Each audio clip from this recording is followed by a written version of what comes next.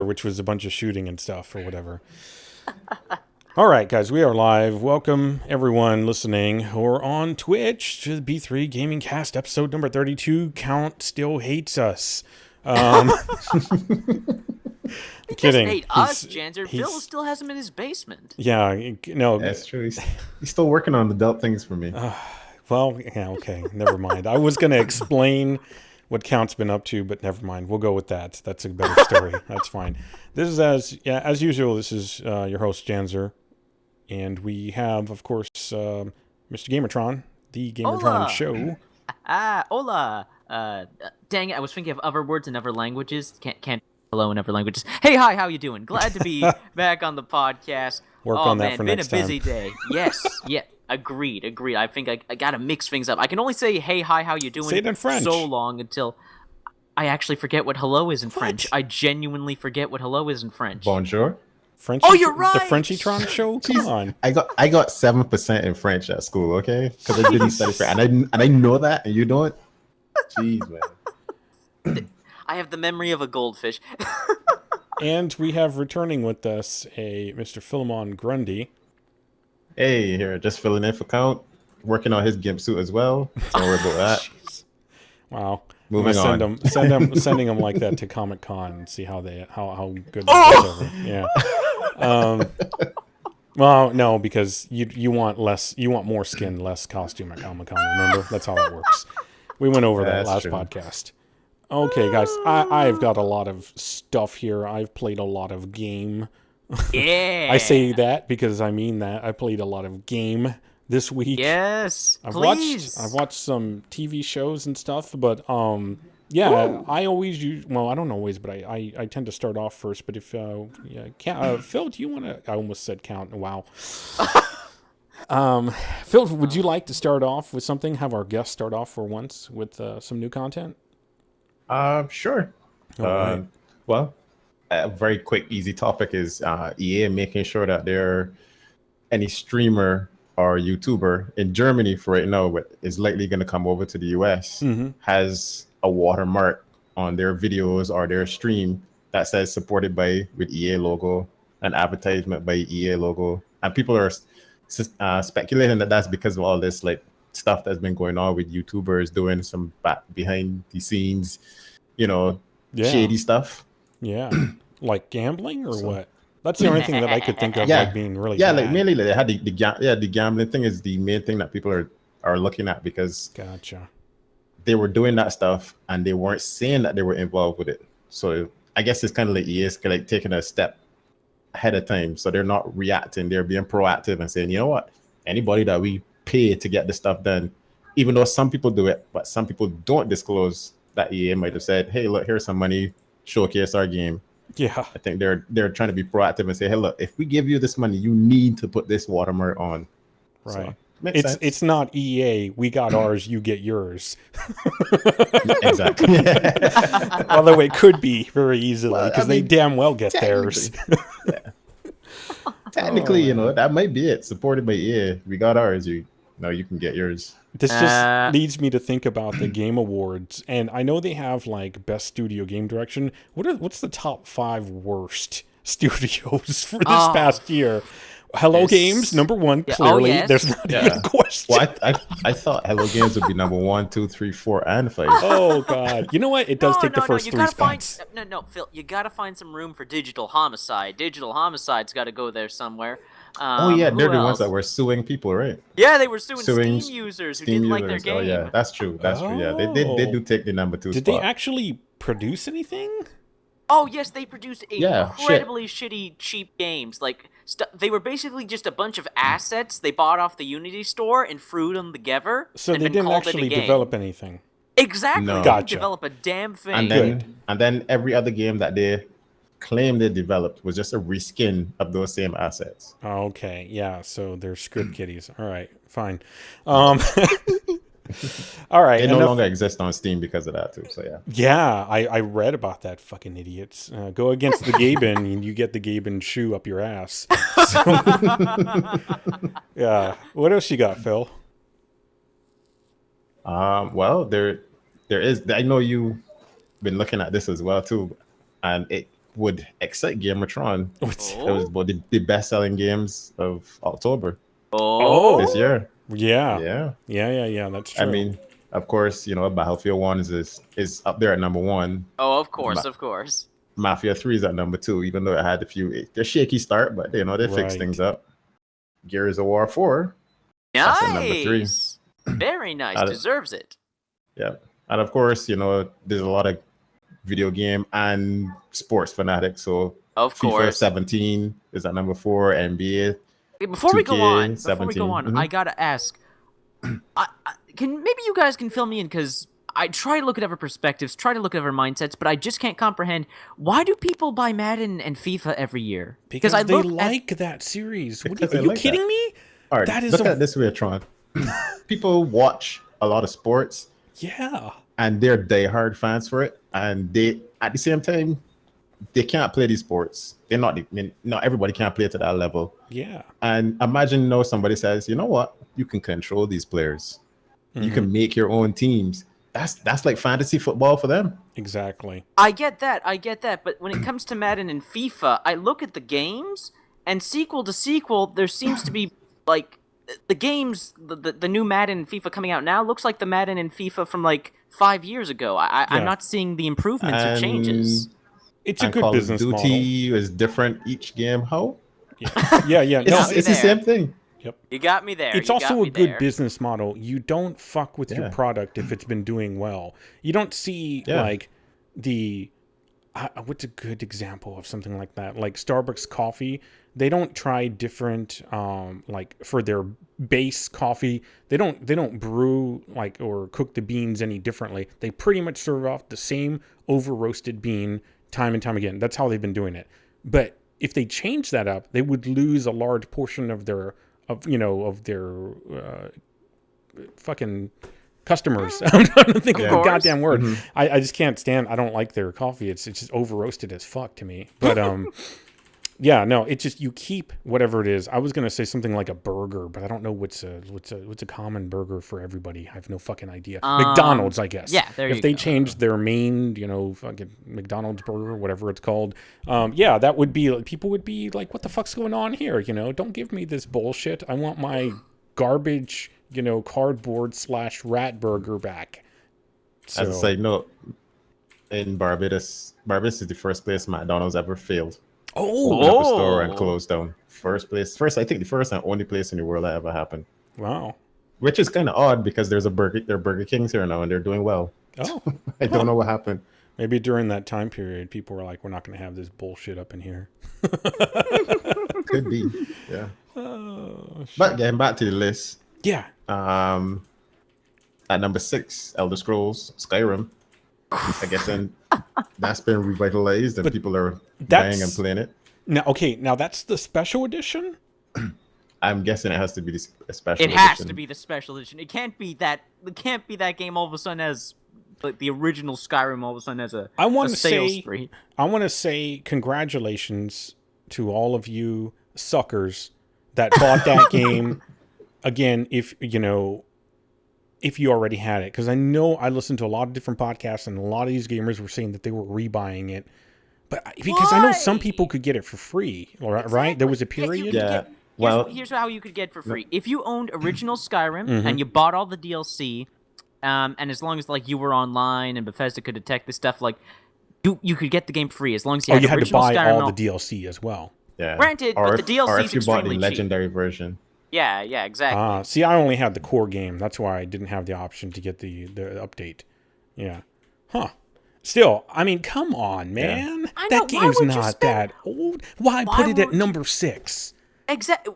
Why spend $60 on it again? Why? But maybe it's also a bunch of new people who just never got into it.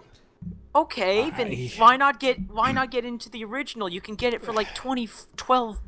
You can get super cheap. You totally can. Plus, there's a crap load of mods that will work with it. Mm-hmm. I'm sorry. Yes, go ahead, Phil. I'll tell you why I'm so outraged. Yeah, go ahead. Keep going though. But if you market it, I'm just saying, if you market things right, people gonna just buy it, even if they want it or not. That's not true. It's nostalgia. That's all it is. Yes. It's these stupid gamers thinking that, oh, I want to go back to that time and place when I did that thing. Well, go play the goddamn game. Don't buy it again and bump other titles off the down further down the list.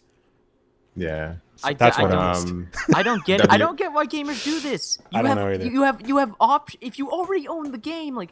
Ugh, I know people who already own Skyrim that say they were going to buy the special edition, but you already own Skyrim. It's just nostalgia is a powerful thing. It's true. I get that, but it's the same game. It just has some prettier visuals. Are you really going to drop $60 on a game you already own just for slightly prettier visuals? Apparently enough to get it to number 6 on the list for October. Unbelievable. WWE 2K17 is at number 7. Yeah. Again, that's kind of sports related. Yeah. I got to admit, I've seen a bunch of like those prior versions of that game, and the create a character is probably the best part of that game. Yes. Yeah. And I gotta give the wrestling games credit. They actually put some genuine effort into that game. They're more like your typical fighting game, like Street Fighter, but more in a 3D environment. I've seen like them have some really stupid bugs that turn out to be extremely hilarious, though. Yes. So there was one called Def Jam Vendetta, which had made a bunch of I remember that, like hip hop people. Yeah. Fight against each other in a wrestling type environment. And I have to say, I'm not a wrestling fan, but that game was fun. Yeah, it also had women too. I remember that. It had like Carmen Electra and whoever was popular back then around that time period. Yep. But no, I remember that. Yeah, funny. And then the last boss was Snoop. Of course. Wait, seriously? You get to fight Snoop Dogg in a wrestling game? Yeah. Dude, yeah, you got to go look up this game. Holy shit, that's awesome. You got to go look up the game. And then at number 8, obviously Civilization. 6. What's that, 5? 6? No, 6. Yeah, 6. Yeah. Yep, Civilization 6. I've never played the game. I never played any of them either, but they are quite popular. They have a core following, for sure. Yeah. Yes. A hardcore group of followers. I've heard a lot of people on podcasts talk about how much they love that game. But apparently it also takes extremely long time to play it too, so I'm like, okay. Yep. I gotta give Civilization props as well, because it's one of the very few video games that actually makes its way into high school and university. It's actually, a lot of people use the Civilization, a lot of teachers use the Civilization games as teaching tools, teaching kids history and how diplomacy and government works and stuff like that. So you gotta give the Civilization games props for that. If high school and university teachers are using the game to teach students, it's doing something right. Yeah, I think it's also interesting that a game like that I think that a lot of people could look at it and say, that wouldn't make it today, is still going, pretty strong too. Because it's it's a very time-intensive fucking game. It's on the other hand, it does probably cater towards autists. I'm sorry, that was a fucking joke, man. I don't know how to respond to that, honestly. Well, when you think about like the whole thing about like what is like one of the kind of like what things about autism is they like one topic. And they're very detailed about that one topic, and they'll just talk about that one thing over and over and over. And so to me, I'm like, it reminds me of something like people that are very detail-oriented and organized that just want to kind of like, it's got so much to it. Everything I've heard about it. It's probably I'm just really dumb, and therefore I find everyone else that's smarter than me to be autistic. That's the problem. Yeah, that's what it is. There's nothing wrong with anybody. It's me. I'm going to skip number 9 because number 10 is... I'm just going to skip it for now, just because number 10 is a game that Tron mentioned, which is Madden NFL 17. Oh, for the love of 17, Christ. Tron. 17. Well, that's 2017. Yeah. But they've had Madden games from way back when stuff looked pixelated. So the 90s. I can't... For sure. Mm-hmm. And coming in at number 9, which beat Madden, which you say, I can't understand why people play all these football and sports games. Which made me outraged that Elder Scrolls 5 Skyrim was number 6. That's 6, yeah. But number 9 is Titanfall 2. Yeah. Awesome. I'm glad to hear that. I'm glad to hear it. It deserves to be higher, but if it made into the top 10, that's a good sign. That's a good sign. I see so many people fear-mongering saying, oh, it's the end of Titanfall. The sales are going to be terrible. Well, the game just came out. Multiplayer games don't live and die on their first goddamn week. The holidays are right around the corner. Look what happened with other games, like, for instance, Rainbow Six Siege. It released during a very busy holiday season, and it's doing fantastic. Give the game a chance. Let word of mouth is spreading. It's going to. I don't get why so many people are fear mongering over Titanfall 2's player numbers. Oh, it's going to die. It's dead. Well, I hate to break it to you, but they're right. And I love Titanfall 2. The problem is Titanfall 2 is super critically well received, but numbers wise, its sales came out that it did about a quarter of what they projected. So this is, they're still looking from hard numbers, but that's what if you look at articles, that's apparently what the word is right now. So for like the first week for October. So even though it made it to 9, at the same time, a game that's on part 6 beat it out as well. So it's just. We got to put it into perspective. Like, if you can look up how right now the financials about Titanfall, they're all in articles online. You could just look it up. How well did Titanfall do, or how well it's doing? It's not doing very well sales wise, which is shitty. So this kind of led me to see another article where it's basically Titanfall's Vince Zampella, the head of Respawn. Yes. I know what you're talking about. Yeah. He was like in an article. Oh, he was being interviewed, and apparently EA had said, one of the reps said that they were committed to the franchise of Titanfall, but Vince Zampella to that replied, so whatever the fuck that means. But they don't know if he was being cheeky or not. But I think that if it were me, I would have to be a little like, kind of like half joking there, because it's like, yeah, we're sure you got our back because you put us in a horrible position, So, and the numbers, I can Google now and I can throw up some articles there if you want, but you could do it yourself and you'll see that, it's apparently not doing well financially, which sucks. Other things that also indicate that even being at number 9 isn't that great for it is that games that were in the top 10 lists for the last few months, like Overwatch, Grand Theft Auto 5, and Call of Duty Black Ops 3, are no longer in that list, but they were still dominating. And those aren't the newest of titles, except for maybe Overwatch is from this year. But the fact that they're not in there indicates that, they're not selling as much as they're at their tail end. So they were still at their tail end like a month before. Right. So obviously they're not making their biggest sales. So anything that comes up now and is low on the top 10 list is not going to be, it's not an indication that this game is doing great.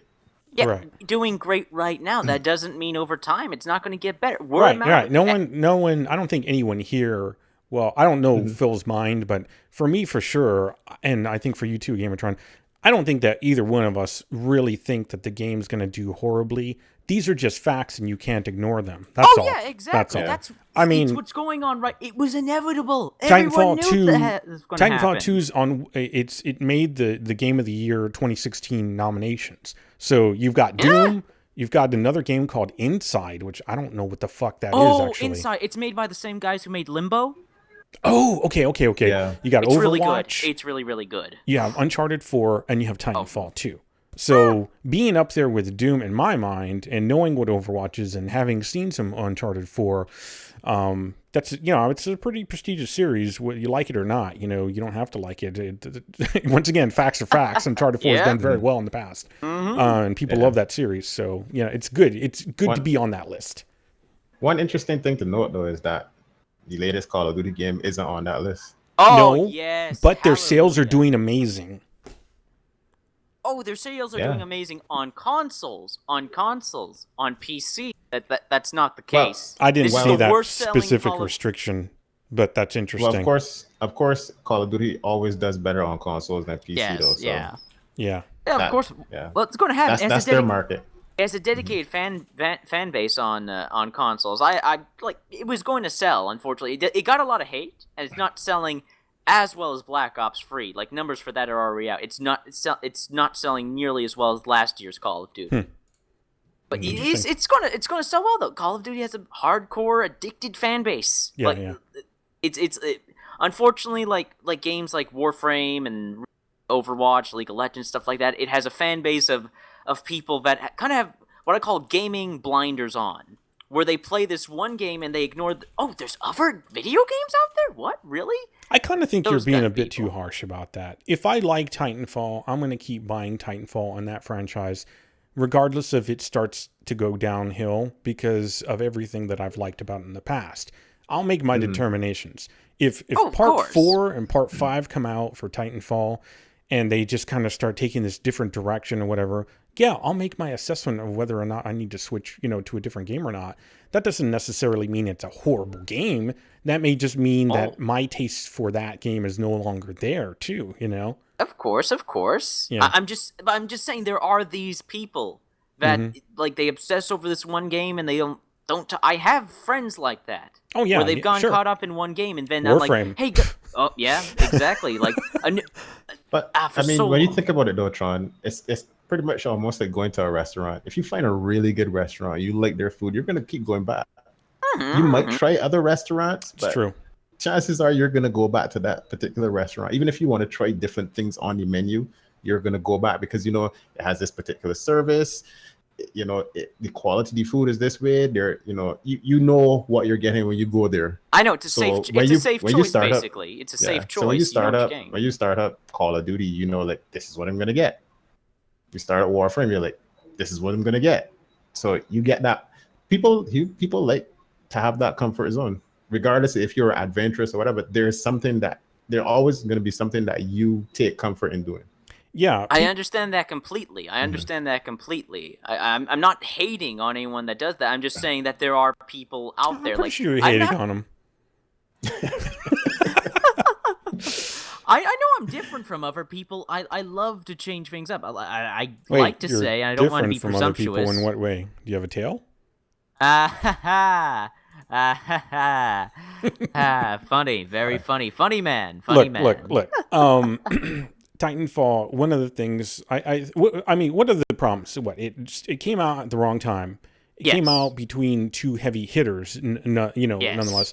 People are talking about it didn't do well, but they all, here's one thing that I think Jakey kind of brought up in chat that maybe I'll elaborate a little bit more, is people might also be holding off on their Christmas buys and, they're looking for their Black Friday buys or Cyber Monday buys. So maybe Titanfall didn't sell because people were like, you know what, let me get these other games. I'm going to get the game, but I'm looking for a sale. And so I've seen some articles too where people were talking about like, well, it's doing badly, so look how it's on sale. Overwatch is on sale too. It just this is the season for games to be on sale, you stupid fucks. So exactly. Yeah, so that's going to happen regardless of whether or not, the initial sales were doing well. No Man's Sky, that didn't go on sale. Has it ever gone on sale? Yes. Nope, not at all. Okay. I think it's going to go on sale though. I think I've seen some leaks for but not Black within Friday like the things where first it's second on. month. No. Oh no. Yeah, so it might go on sale now during this time because most games would. So if Titanfall had came out like in March, and it went on sale in April, that would be telling. Yes, exactly. But you can't really tell. So there's a lot of data there, and people are drawing whatever conclusions they want from it, and that's totally fine. But let's see how it does in 6 months. I think that's very exactly. Yeah. And keep in mind, its first free content update is right around the corner. They're going to be releasing their new Angel City is coming out. I need Frontier Defense. Yeah, hopefully. I'm hoping that too. But yeah, agreed. If it had it, I'm going to tell you this. If it had that, guaranteed day one, I would have pre-ordered. But because it wasn't there, I didn't bother. Understandable, man. Understandable. But again, like they've said at least 1 year of free content, so I have no doubt that Frontier Defense will be added soon. But right now, we're getting Angel City, we're getting new weapons and new cosmetics, including the new Titan Primes. Those will be coming out early December. I'm not sure. But GamerTron, I do know this. I'm going to need you to go ahead and contact Respawn and say, where the hell is Frontier Defense? Because I've got one sale right here. This guy's ready to buy. Come on. Look at what I'm bringing you. Show them the money. Yeah, use your muscles, Sean. I'll get on it. Getting on it. Just show them the sales. Look, here's X amount of sales you're losing because you don't have Frontier Defense. Yeah. They'll add it. They'll add it without a doubt. They'll be added. There's enough community support and demand for it. They will add it back in eventually. Yeah. While we're talking about Titanfall, might as well talk about some other Titanfall news I have here. It's disappointing. I doubt this will be the case again because Christmas and Titanfall 2 will eventually do well and sell well. But I've been reading some articles like you, Janzer, saying that Titanfall 3 may not happen, that it may be scrapped. It's really hard to say right now, I would say. Exactly. So I find it very presumptuous. There's all these articles and games media saying Titanfall 3 may not happen. The Titanfall series may be dead. I'm like, but 2 just came out. Yeah. Give it a chance to, like... Why is this so hard for people to comprehend? Game just came out. Holidays is right here. It's been critically acclaimed. Yeah. Let's just wait before we start jumping to conclusions. Yeah. I think I'm going to call the podcast Rip Titanfall 2. Yeah. I think it's because this month is because like all those last month was like a really big month, and this month is like a lot slower in terms of like the titles and stuff that come out that they just want new. So it's like, all right, how's Titanfall doing? You know what? They're not going to support it. Wait, you don't think that No Man's Sky is giving everyone enough news? Oh, yes! I think they're giving too much news. Probably, even when they don't deserve to be up in the fucking headlines. Do we want to get into that? Sure we can. What do you have on it? Because I've got one thing. I think it's all the same thing we have here, and that's that a developer of Hello Games left the studio to go work at another development studio, and guess what? The game that studio's working on. No Man's Sky 2? Every man's sky. Every man's sky. No Man's Sea? Good guesses, No Woman's Ocean? It's actually... That's actually pretty clever. I wouldn't play that game, though. There gotta be some women in the ocean. Okay, what's he working on? Come on, I want to hear. Star Citizen. Right. Fucking Citizen. So the developer from Hello Games left Hello Games, go work on the development team making Star Citizen. How crazy is that? One extremely hyped space exploration game, a dev left one to go work on another. Oh, man. One game full of controversy to leave to another game full of controversy. I know. Well, I will say two things. Yeah. One, he's obviously qualified because he's dealing with space and video games. So it kind of makes sense if he actually worked, if he did his job, because everything about No Man's Sky wasn't a big clusterfuck. It's just that it had a lot of promises and it didn't deliver on a lot of things. But the things that it did do, it did well. So if that guy worked on those particular things, then I don't see any reason why he shouldn't. Although it's kind of interesting that he's left that company when they're supposed to be updating the game still that they haven't updated. Well, their major development cycle ended, so I'm pretty sure they could let people go at this point. Yeah. And then my second point would be, well, it's not like Star Citizen doesn't have the money to hire people. So shit. I'd go there. Yeah, me too. Can I work for them? I don't mind. I'll get yelled at. That's fine. That's not the No Man's Sky stuff that I have. I have a different one.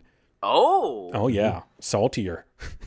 Saltier? Oh man. So apparently, I believe this was the headline. Angry No Man's Sky players are raising money for charity because Sean Murray won't speak to them. Wow. Now, what does that?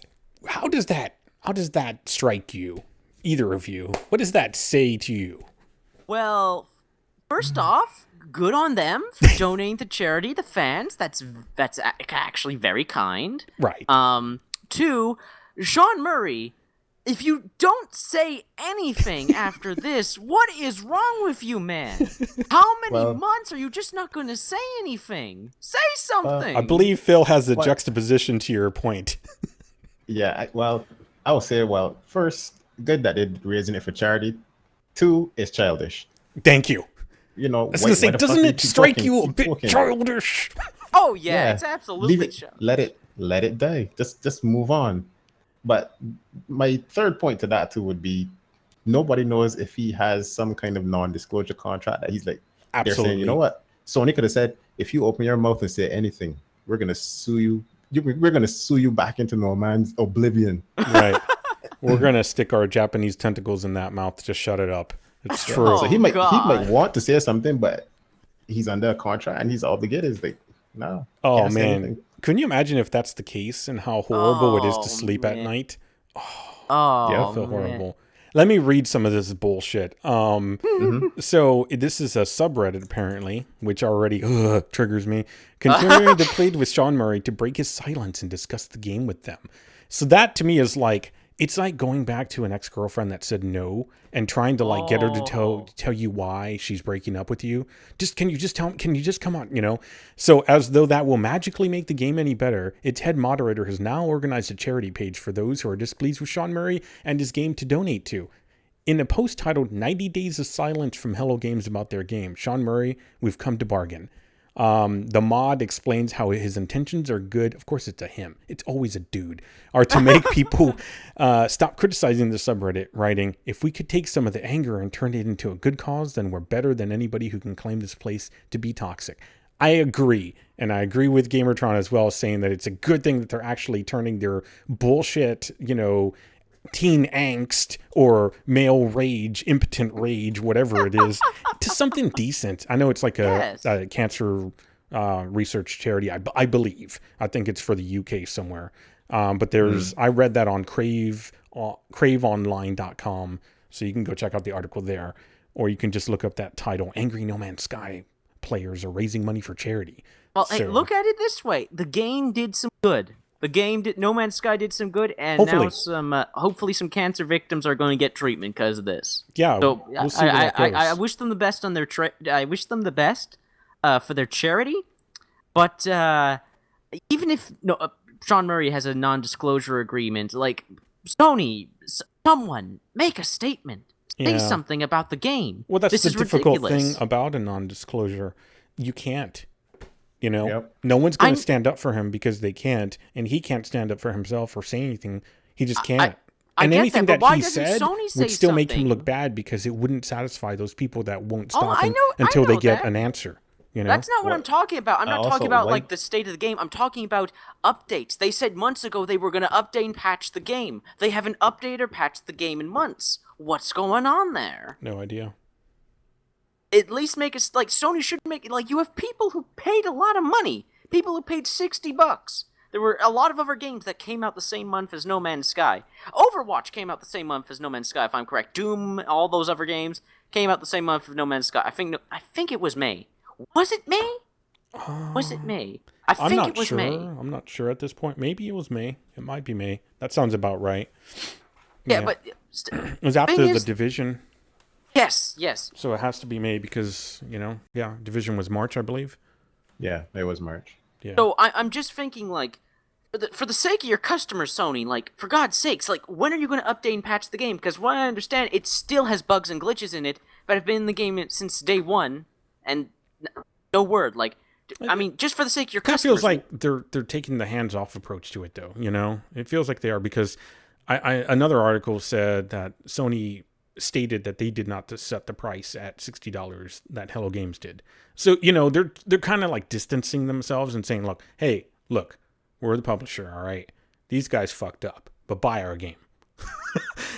Basically, what it says is bad leadership in my book. Everything I've seen is because a good leader just owns up to whatever the mistake is. You own up to it, whatever, move forward. You don't like, I'm not going to touch this problem because it's too much of a problem. It's in your house, Sony. Fucking deal with that shit. Whoa! Oh, hello. Hello? Is that who's calling in? Does that count? Oh wait, it's Sean Murray getting triggered. Kind of tying into that, we can come back to that, Phil. I think that was Phil, probably. We can come back to that. if he wants to talk more about it. I actually want to bring up quickly because that's very interesting that you bring up the whole problem in house and good leader thing. Yeah, I know Randy Pitchford, I believe that's his name for Gearbox. Yes, I know he gets a lot of shit, but maybe he is a decent leader. Because remember when Aliens: Colonial Marines came out, and the reviews were horrible for that game, they actually patched it, finished their DLC, their season pass. Like even though it wasn't good, like the game still has huge issues. Oh, yeah. The fact that they still, even after the critically negative reviews, they still stuck with the game, they still patched it, and yeah, it's a mistake. You deal with it. It is what it is, you know, and you exactly. keep moving forward. That goes to show you, like, Gearbox, even in their failures, they still supported their game. Yeah, like Battleborn. Yeah, there's even though Battleborn's not they could call it a swell, financial failure at this point. Yeah, they could, and that's not a failure on their part necessarily. That I think that could be a fact of it kind of got Titanfall got the Battleborn treatment, but yes, I think Battleborn accidentally got that treatment without knowing that it was going to go up against Overwatch, you know, and Doom, and nobody knew Doom was going to do what Doom did. To be fair, though, Blizzard were also being total cunts to, and pardon my French, they were being absolute arses to Gearbox, because Randy Pitchford, I don't know if he was being serious or if it was a joke, but he said something about Battleborn selling more of an Overwatch, and then Blizzard decided, oh really? So they released their beta the day of Overwatch's release. Yeah, that's smart business. That's smart business. That's all that is. But it fucked over Battleborn. Well, then that means that somebody liked Pizza A instead of Pizza B. What are you gonna do? You know, that's actually not bad. What would have been bad what would have been fucked over is if they would have removed them from like Steam or something like that. If they were on it, you know, I don't know if Battleborn's on Steam to sell. It is Steam. Okay, it is okay, on Steam. Yeah, but that would have been a fucked up move if they would have done something like that. You know, my apologies for that phone ringing. That actually was Count saying that he needed more water and lube. I figured I had to get that sorted out. But yeah, sorry about that. I thought I had my phone muted. Pour it in the bucket and lower it down the well. It puts the lotion in the basket, or it gets the hose again. Yeah, exactly. So tied into that No Man's Sky bullshit, though, the Star Citizen dev or whatever. Speaking of Star Citizen, their main dev, which his name slips my mind, but they basically are responding to criticism by agreeing to release their full production timelines down to which developer is working on what, but they're going to remove the names of the developers, but it's still down to like 5 people are working on this, 2 people are working on this. Can you imagine the insanity that's going to happen after that? They think this is going to make people happy. They don't understand gamers. They really apparently don't remember all the death threats they got in the past. I think they're trying to out the fire, but they're just using like oil. Yeah.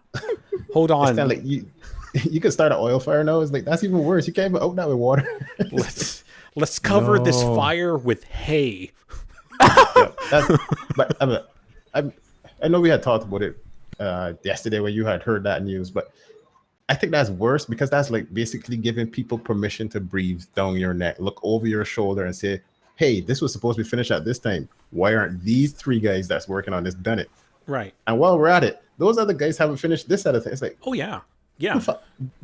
Listen, that game does not need 1 million or however many people that bought the game to become project managers all of a sudden. Oh, that's what's going to happen, man. Oh, you've got people that they own the game because they put money in. They own that company too. GamerTron, you told us yesterday, how did you find out that somebody knew that one of the devs was moving from Hello Games that was me. Oh, was that you? Yeah, can you tell us how that even happened? Oh, yeah. Yeah, they found it by checking his LinkedIn account. So gamers are already crazy enough to stalk in that fashion. Mm-hmm. It actually wasn't gamers though. Phil. It was games media. It was guys like IGN and GameSpot and Polygon. They were following this guy on his what was the? But I bet you're right. The people that did that probably play games too. The people that work at that place. Nah, so IGN play games? I don't think so. Come on, have you seen the stuff Well, they they do? just don't play. They just don't play it well. That's all. That's the problem. Oh, I'm sorry. I was thinking of Polygon. Oh, them too. Yeah. Gonna have to make our own gaming news network. B3GN. Yeah. Ah. All right. But see, that's not how the media would operate. That's how like an online shouldn't be. media distribution. A media host would have gone and phoned tried to get his contact information and said, "Hey, what are you doing? Such and such, blah blah." Try to get some information. They're not gonna just find this like search like fucking stalkers and find this stuff and then they say, "Aha, we found it! Click, click, send." Well, publish it onto the internet. That They goes find to the show information first. That goes to show you that you can't trust gaming media. Like normal media, you can't trust media in general. You can't trust That's a these given. Come on. Yeah, I know, but there's poor youngsters out there who are innocent and wide-eyed. Trusting. Well, to that extent, you mean you can't trust media on the whole. But anyway, you can't trust gaming media because that's like trusting Metacritic. Well, let me go there and see how this game done. Let's see what people reviewed on that. No. Yeah, you take it with a Some grain people of say, salt. "Oh, I hate this game because they didn't have this character in it that I liked." Mm. One out of 10, really. So I mean, so how was the game? You can't rely on that shit. Yeah. Oh no, you can't at all. God, dear God, no. I pity the people that actually take video game reviews seriously. Oh dear God. Yeah. Well, I know I kind of took things into a little bit of a direction, but yeah, if another topic if you want, whoever. Oh, okay. Well, I hope you guys don't mind. We'll come back to games. I'm more than happy to come back to games, but I would love to talk about the 2 new movie trailers that came out this week for Kong Skull Island and the new Ghost in the Shell movie. Sure, yeah. What were your thoughts? Yeah. Okay, well, first off, the Kong trailer. It's got me pumped for the movie now. I was uninterested at first because I was like, I don't know. This doesn't seem like King Kong. But then they basically, oh wait, you guys haven't seen the trailer yet. It would be spoilers. Okay, you saw it. Okay, but Janzer hasn't seen the trailer. No. Okay, so minor spoilers that just for the trailer? It's not really. It's a trailer. It's not a spoiler. It doesn't It's give out it the story. It just tells you something that's happening. Okay, well, the trailer basically let us know that this movie's basically just not going to be King Kong versus humans and shit like King that. Kong's in it? Fuck! I didn't know. How dare you spoil that for me? Next, you're going to say there's an island. Or the monkeys out the back, yeah. There actually is an island. Sorry. Oops.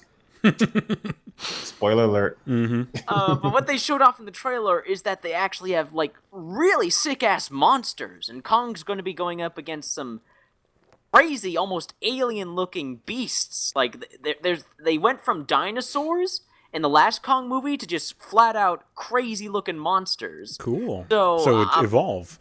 Yeah, actually, kind of. Yeah, basically, yeah.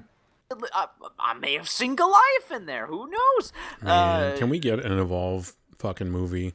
Oh, that would be sweet. That would be kick-ass. That would be sweet. Oh, I can imagine the actors playing the hunters, the CG for the monsters. Be so good. Oh man.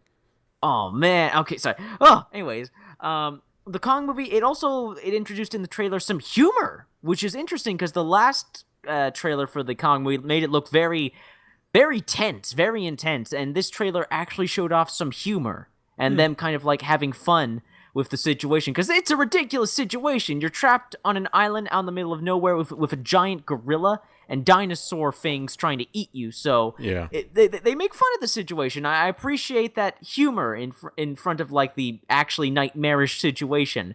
But the thing I love most about the Kong trailer is it reintroduced me to one of my favorite songs, which I actually forgot about for the longest time, Bad Mood Rising. Oh, it's such a good song. What song was that again? Bad Moon Rising. Moon Rising?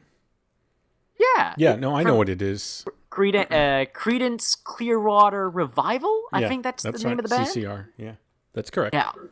Oh, freaking love that song. Yeah. I see a bad moon rising. Nice. All right. You're going to be on Canada's Most Wanted. I mean, Canada's Got Talent. Or at least Wanted. Oh. Shut up! Oh. I haven't seen the trailer, but I did watch the first one, and it looked neat just because the effects looked good. I'd watch it just for the effects. honestly, I'm just this movie just has me more excited for the movie that's coming afterwards, and that's going to be Godzilla versus King Kong, which that I am pumped for. King Kong versus Godzilla in HD with CG. Oh my god, that's going to be epic. Oh, King Kong versus Godzilla. Is it going to be by the same people, or is it just? Oh, the people making the Kong movie are the same people that made Godzilla. Not the same director, but the same studio. They're pulling in Avengers, and they're taking the classic giant monsters and remaking them. Oh, okay. So I'm looking forward. I'm looking forward to that. Oh man. Yeah, I'm a little wary about that. Future. But we'll see. It's going to be an effects movie, and that should be the important part. Yeah. Because I saw the new Godzilla, and it was okay. New one is what? Johansson in the Shell, you said? Yes, the new Ghost in the Shell trailer, which surprisingly, despite Scarlett Johansson playing the main character, it looked very, very kind of loyal to Ghost in the Shell. There were many scenes in the trailer that were straight out of the original animated movie. Yeah, I agree. Which was very surprising. But I'm still about the movie because I've looked at the director and his previous work. It's not too impressive, so... But who knows? He could have a part. I forget now. I just remember being unimpressed with it. Well, so far, the shots that were shown are really good. So you're right. They got a lot of... I can't even criticize it too much because you're right. They got scenes directly from the anime. They got that right. I mean, it looks right. The problem I have with Scarlett Johansson is she has no nuance to her acting ability vocally. So when she talks in like a soft, low voice, it's just this like raspy, kind of like I smoked too many cigarettes kind of voice that is flat. It doesn't have any nuance to it. So I can't believe her because there seems like it's like a robot, So I can't pull anything out of that. It's just she's just kind of like a robot to me. So which is fine. Wait, isn't that appropriate for Ghost in the Shell? No, I was going to say you would think it would be fine, but it's not because there's still nuance to the Major's voice. True. So, no, it just doesn't, it won't work for me. If I remember correctly, and I haven't seen Ghost in the Shell in a long time, there was a certain confidence to the Major's voice, like she always spoke confidently. I'm going to watch it, so we'll see. It'll probably do all right. Okay, as for the director is Rupert Sanders, and he's only directed one other movie, Snow White and the Huntsman, which was really meh. I don't know. I don't recall hearing too much about that. Exactly. Yeah, that didn't do well. Ah, okay. All right. Maybe this is his chance to shine. What do you think? Can't judge him on one movie. True. What do you think, Phil? Did you ever watch any of that? See, I'm a hardcore Gits fan. I've watched pretty much everything that's come out from Ghost in the Shell, like all the series, the movies, everything. So I watched the animated movie. But I can barely remember it, to be honest. I haven't seen that in so long. Yeah. So I heard somebody criticizing it, saying like the trailer, and I'm like, of course they're criticizing it because they got to have something to talk about. I totally get it, but they were like, well, how are they going to put in like all of the existentialism and all that? And I was like, the first movie didn't actually really delve into that a whole lot. Innocence really did. It was all a mind fuck. But the first one was mostly about, like, the storyline. They modified the storyline in this one. It's not like the main storyline. She wasn't trying to find her past. She was just trying to find out, how do I fit into this world, and how am I what I am? And, it's more like, who am I? And all that kind of stuff. It's, those are basic philosophical questions, which are perfectly great to ask and all that good stuff, but they are modifying the story like direction a bit. But that's fine because they kind of wanted to appeal to people that are not total fucking nerds, and that's fine. I get that. That's cool. It should work out. Yeah, I mean, live action tends to try to appeal to a broader audience, and Japan anime is like you either like that kind of stuff or you don't, and they don't care if you don't like it. They have their audience already, so it's like, we make it the way we want. Yeah, which is awesome. What about Afghanistan animation? What? I haven't heard much about that. But the Super Troopers line. I'm sorry. They're like, oh, it's Afghanistan animation. Okay. Yeah, you got to watch the movie to know what it is. Anyways. Okay. So that was movie news. Going back to gaming news and some hilarious gaming news at that. So you know how Ubisoft has been on a roll as of late. Like they were regaining customer support. They were making all the right moves. What did they do? Did they line up some children and like kick them in the head? Might as well have. Pretty much. God damn it, Ubisoft. So, first, there was the whole Watch Dogs 2 season pass thing, and that. I thought you were going to say vagina thing. Oh, well, there's no problem with that. That's not an issue. Well, Just some yeah, people it's unacceptable, sir. PlayStation. It's unacceptable. That's on PlayStation. Sony does not accept that stuff. Sorry. I don't care what Sony thinks. If not, you could play porn on Blu-ray, but you can't. Okay, I'm sorry, GamerTron. Go ahead. Anyways, so with the Watch Dogs 2 season pass, that hurt them a bit when they were kind of on a roll doing good things again. Now Assassin's Creed, the Ezio collection has come out on Xbox One and PlayStation 4, and a lot of people are reporting that the new remastered version actually looks worse.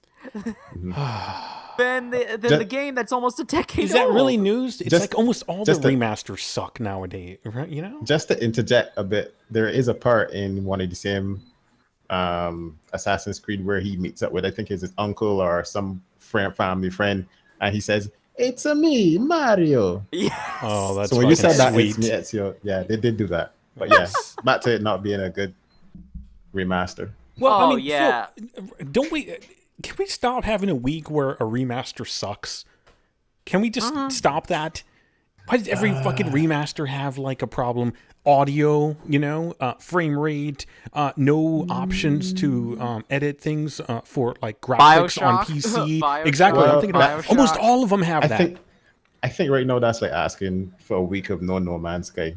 Oh yeah, that's true. Okay. Just not gonna happen. Okay, never mind. I take back what I said. You're right. There are some absolutes in this world, and that's an absolute. That's true. It's a shame it's an absolute, though. What people are reporting is that the new lighting in the remaster actually somehow gets rid of certain fog and depth of field effects, and it makes the game look much worse. Like it shows off. Yeah, that fog was hiding how shitty the textures were. Exactly. and now that that's removed, that backgrounds look horrible. NPCs look atrocious in the remaster. There's a screenshot going right now of this NPC with like googly eyes and huge lips, and it looks like a cartoon character. Completely sticks out from the rest of the game. I saw that. That's actually in the game, or that was somebody just making a funny screenshot? No, that's in the game. That is the game. That is a real NPC. That cartoon character. That wasn't in the original. In the remastered, though. Nice. Well, I mean, maybe they took some creative liberty and just, made a Cookie Monster or something. Maybe just, maybe because it's a me, Cookie Monster. Yeah. Something. I don't know. It's me, a cookie. It's their game. You know what I mean? I get that. Just really weird. How Ubisoft looks at history a couple of years after. This is actually not the most egregious thing they've done in the past. Oh no, this is on par for the remaster bullshit that's going on with everyone. Yes, pretty if much. If BioShock is down in the dirt as well, then you gotta give everybody else a little bit of leeway. Sometimes I just think that maybe it's just like that googly eye stuff and like the vagina and Watch Dogs too. I think it's just like maybe some developers that are working on that stuff and they're just like, look at this shit. And then they just forget to remove it. And it stays in. I'm absolutely And then it comes out and they're like, oh, fuck. Shit, I didn't delete that file. It's true. Seriously. Yeah. Probably, you know what? It absolutely probably is that. Developers are human beings too. It happens. Yeah. And speaking of that, there was an article that I read by David Wolinsky, Wolinski. Oh boy. It's called The Video Game Industry's Invisible Workforce. Basically, this guy said he tried to shop around this article to games news, places back in 2015 and early 2016. Nobody wanted to pick it up. And the reason why is because it's talking about things that are interesting. They're not controversial to sales or whatever. It's talking about like the developers and how there's no union for them. Basically, the same issue that's going on with the voice actors right now. There's no union for them, so they're not really. Well, I think they're working on one, But when you Yes. get into these industries, and this is a near and dear to my heart kind of thing too, because in web development, there's no union either. A lot of the like software type stuff, there's no fucking union. In tech, there's no union.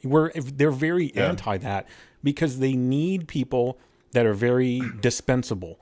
They need to not pay. They need contract workers. They need to be able to push them really hard. Crunch time or whatever. Oh, they need to push them really hard, burn them out, and then replace them with another set with no benefits as well, of course. So this is talking about that, and it's also speaking to how there was something else. I think that was backed up by another like major games developer, and I forgot the guy's name. But basically, it just talking about how like you bring in these young, enthusiastic, developers that want to work on games, and they're gung ho about it. So you ask them to work all that overtime, they're going to do it because it's their first game or their fifth game, whatever it is. They're so excited about it. So of course you're going to do whatever it takes. Then you start realizing over time, man, you're just getting used hard. There's no longevity to your life in that industry, which is Unless you're Hideo Kojima. Well, Kojima's a different story, but you're going to have those certain stars that are able to do what they're going to do.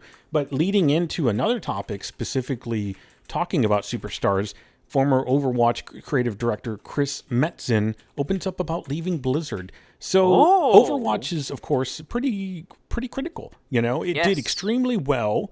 It's still doing well, regardless of controversy or anything. It's still doing well. I got to admit, sorry to interrupt you, Janzer, but Overwatch had a great update this past week that added deathmatch. Even you, the hater of Overwatch, could not. Yes. I'm kidding. Well, you did put a video out on so go check it out. It was a genuinely really good update. They added new game modes. They added way more longevity to the game. They made it much easier to get multiple loot boxes much quicker. Yes. So that's awesome. And they added, of course, a brand new hero character for free, Sombra. While I don't understand the hype behind her, I can say she's a very fun character to play. She's the first character in the game with an ability to teleport, cloak, and she's got an SMG. Yeah, Very she really fun changes things character. up. But this Very guy much so. being at the top of his game, knocking it out of the park, he was just talking about like that fear of failure was then built into him because he was at the top, being a creative director. So there's even more and more pressure as each title comes out. Now, remember when I think it was called Titan, that thing that they were working on that failed. Yeah, they were making a new MMO. Yeah. He talks about like how when that happened, that kind of broke him a bit. They worked on Overwatch, and he kind of like got back in the game and everything like that. But it was just like next thing you know, he's having panic attacks and stuff like that. And I've been through that kind of stuff before when I was like working to get my degree and also literally working to live somewhere, and I had like I was stretched to the limit, so I can understand how that is. And he just got out of it because he's like, enough is enough. It's just that industry will eat you up. So there's a lot of interesting articles like that. Like I said, that one article was called where'd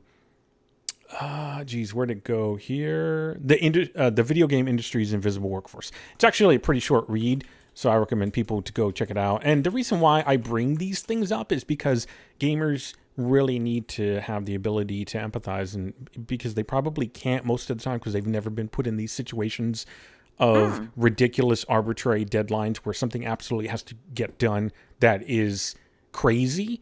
Like you don't know how to do it, but you have to do it anyways. You can maybe become sympathetic by understanding what people go through. So when you start raging on the internet about how your game didn't come out this month because of a setback, don't send a death threat. They're probably that person's probably already wanting to die because they're doing 12-hour plus days, 6 to 7 days a week already. So yeah. Just give them a little bit of a thought. I'm not saying give them a pass. Don't be a developer apologist, but just think about things once in a while. So, yeah. But just keep in mind, developers are human beings, and human beings, like, they make mistakes. There's good people, there's bad people, and not everyone's bad, not everyone's good. Just don't make assumptions about devs. Don't make assumptions that they're out to get you. Not everyone is Phil Fish, and not everyone is Kojima. So exactly. Also take into consideration that you're not doing their job, and you're probably not able to do their job.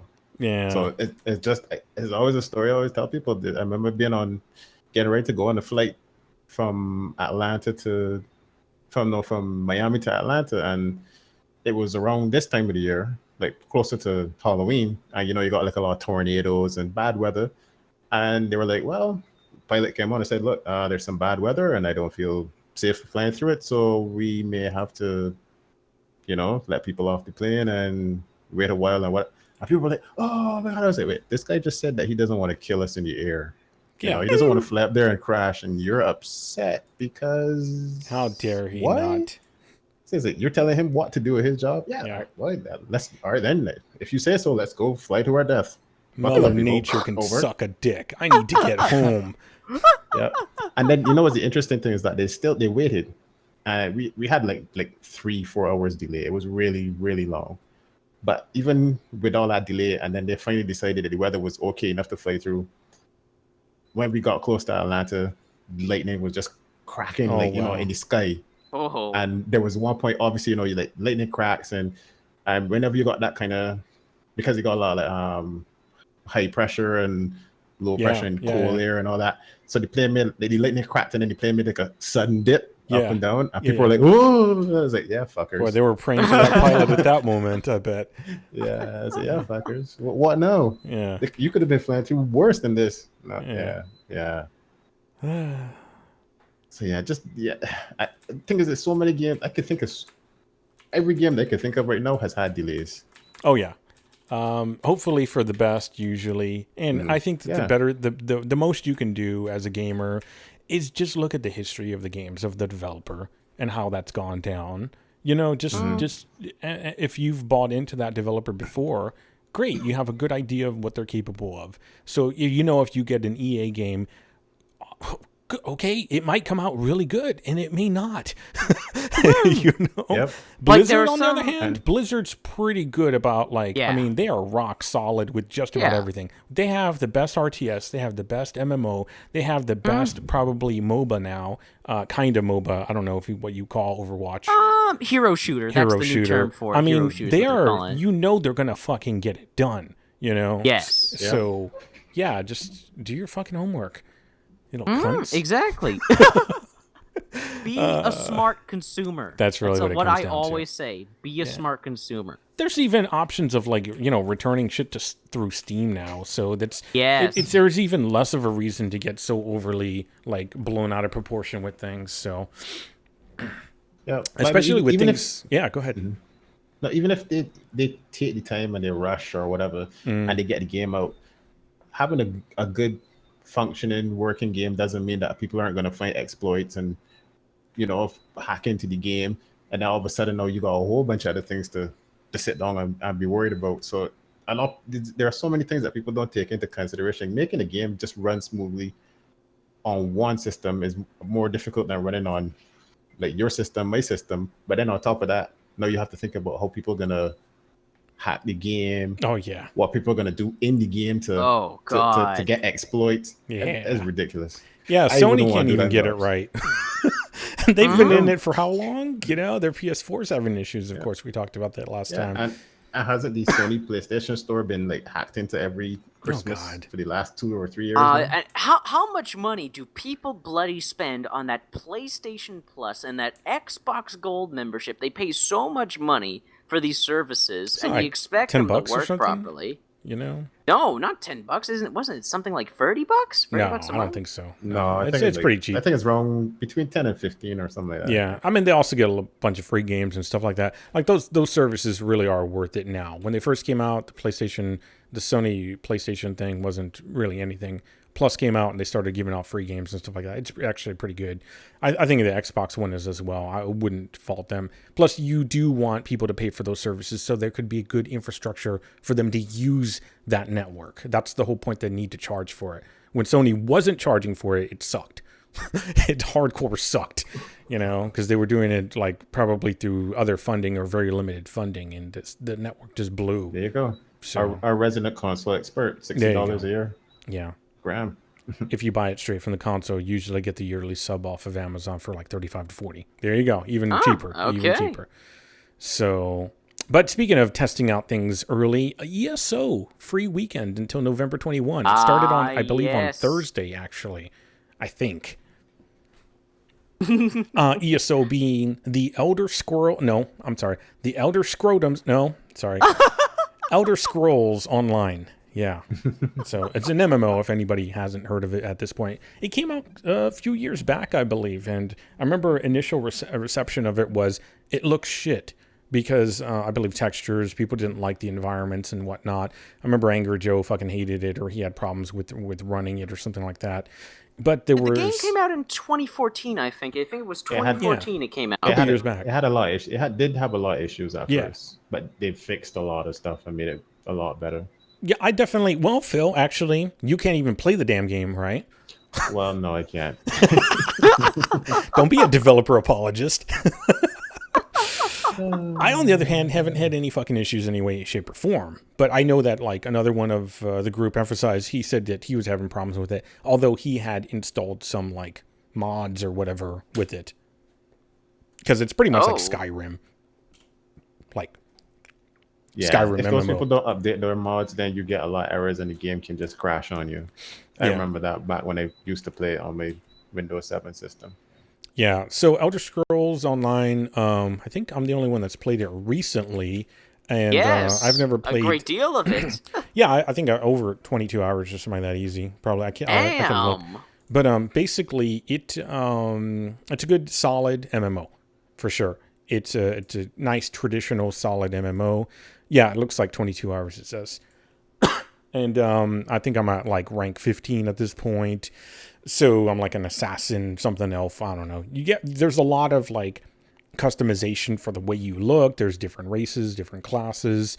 There's PvP. It works on this really interesting system of, and I think Graham talked about it before, where I could be level 1 and someone could be level 32. We can still fight together because everything scales to a level that we both do appropriate damage to an enemy. Somehow they magically number that together, and we can play together without, like, the over-leveled person just destroying everything in one hit. I don't know how that works, but it's magic. So that's pretty awesome. It is. That means that everybody can... There's no excuse to not be able to play with people, which used to be one of the problems with MMOs big time. Like, I remember buddies would, I was like, oh, I got my, like, Dark Mage is, like, 52. It's like, oh, shit, my White Mage is only at, like, 23. Well, I'm going to go with this other group over here, and see you later, fucker. It's like, oh, I guess I'll go and try to find a group then. That was always the biggest issue with, like, traditional MMOs in the past, from what I remember playing. And that's not the issue here. There's also nice little single-player instances of the game for the storyline itself. So if you don't necessarily like the free open environment where anybody can, let's say you're fighting a mob and you're like, all right, man, I'm really doing this. And then some 5 other people show up, whoo, bomb the mob. And you're like, but I was fighting him and I was trying to see how good I could be against, you killed him for me. There's still single player instances. So it's not like it's fully, like, free for all. There's big bosses. There's all kinds of fun stuff. $9.90, I believe. I don't know if it's still running for that. That's Tamarillo Unlimited, I believe. And it was $9.90 on sale. I'm not sure if it's still that, but it's something to definitely check out. For all of the content that it has, it says offer ends Monday, 10 a.m. Pacific time. So there you go. It's $9.90. I would say it's absolutely worth it if you like the Skyrim, Elder Scrolls type of environment of elves, all that kind of crap. So, and MMOs, even if you don't necessarily like MMOs, it's a very good system to get into. I think the majority of the controls were very straightforward. Yeah. Is that the theme song for elves?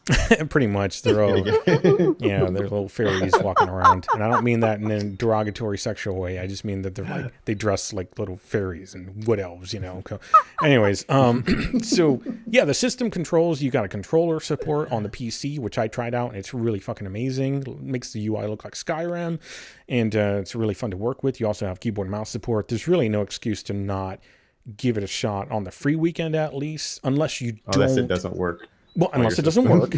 Number 2, unless you don't like that kind of thing, perfectly fine. Or number 3, if MMOs are like heroin to you, which is me. So which this is the reason why I'm not going to buy the game. But definitely worth it for the amount of content. We were talking about like what's the difference between that and something like The Division. One of the sections of this game is kind of the same size as one of the main section overall for The Division. And this game has like 20 of them or more. I can't even tell. It's huge. It's huge. So many missions to do. You just go from one to the other. You can kind of I normally will listen to the story, but because I only have a short period of time to play it, I was just powering through. And you can really just skip all the text and just kind of murder stuff. It's totally fine. Mm-hmm. So, yeah, it's really interesting. You get all kinds of crazy pets. You know, I saw people with, like, panthers that were engulfed in blue flames to like, just I have a goat. And there's nothing special about him. He doesn't even fight. He just goes, and that's it. So you can get a pet goat that does nothing. Yes. But he's just be a pet goat. Or you can get pets that actually fight for you, you know, if you're smart. But yeah, it's $9.90. It's really hard to say that amount of content is not worth it because the system works really well so far from what I can tell. I have an older system, but I do have an updated GTX 1060, but I'm sure it would work fine even. Oh my goodness, you're right. It is. It's only $10. It's $40 where I am. So, wow, that is quite the price drop. And the gold edition with like all the DLC and special and all the special bullshit that you get is only $40. Yeah. So, but I would say pretty that good deal. At $9.90, you're getting a goddamn huge amount of content for that. Yep. I struggle to think of another game that would have that level of content in it. And there's no monthly subscription either. Exactly. Thank you very much. So it's not like there's some MMOs that have monthly subscriptions now, but I think that's going the way of, you know, like the 90s really. So yeah. So I played a lot of that, you know, even like a close to 8-hour live stream yesterday with it. So I might be playing a little bit more of it tomorrow as well. Yeah. That's good.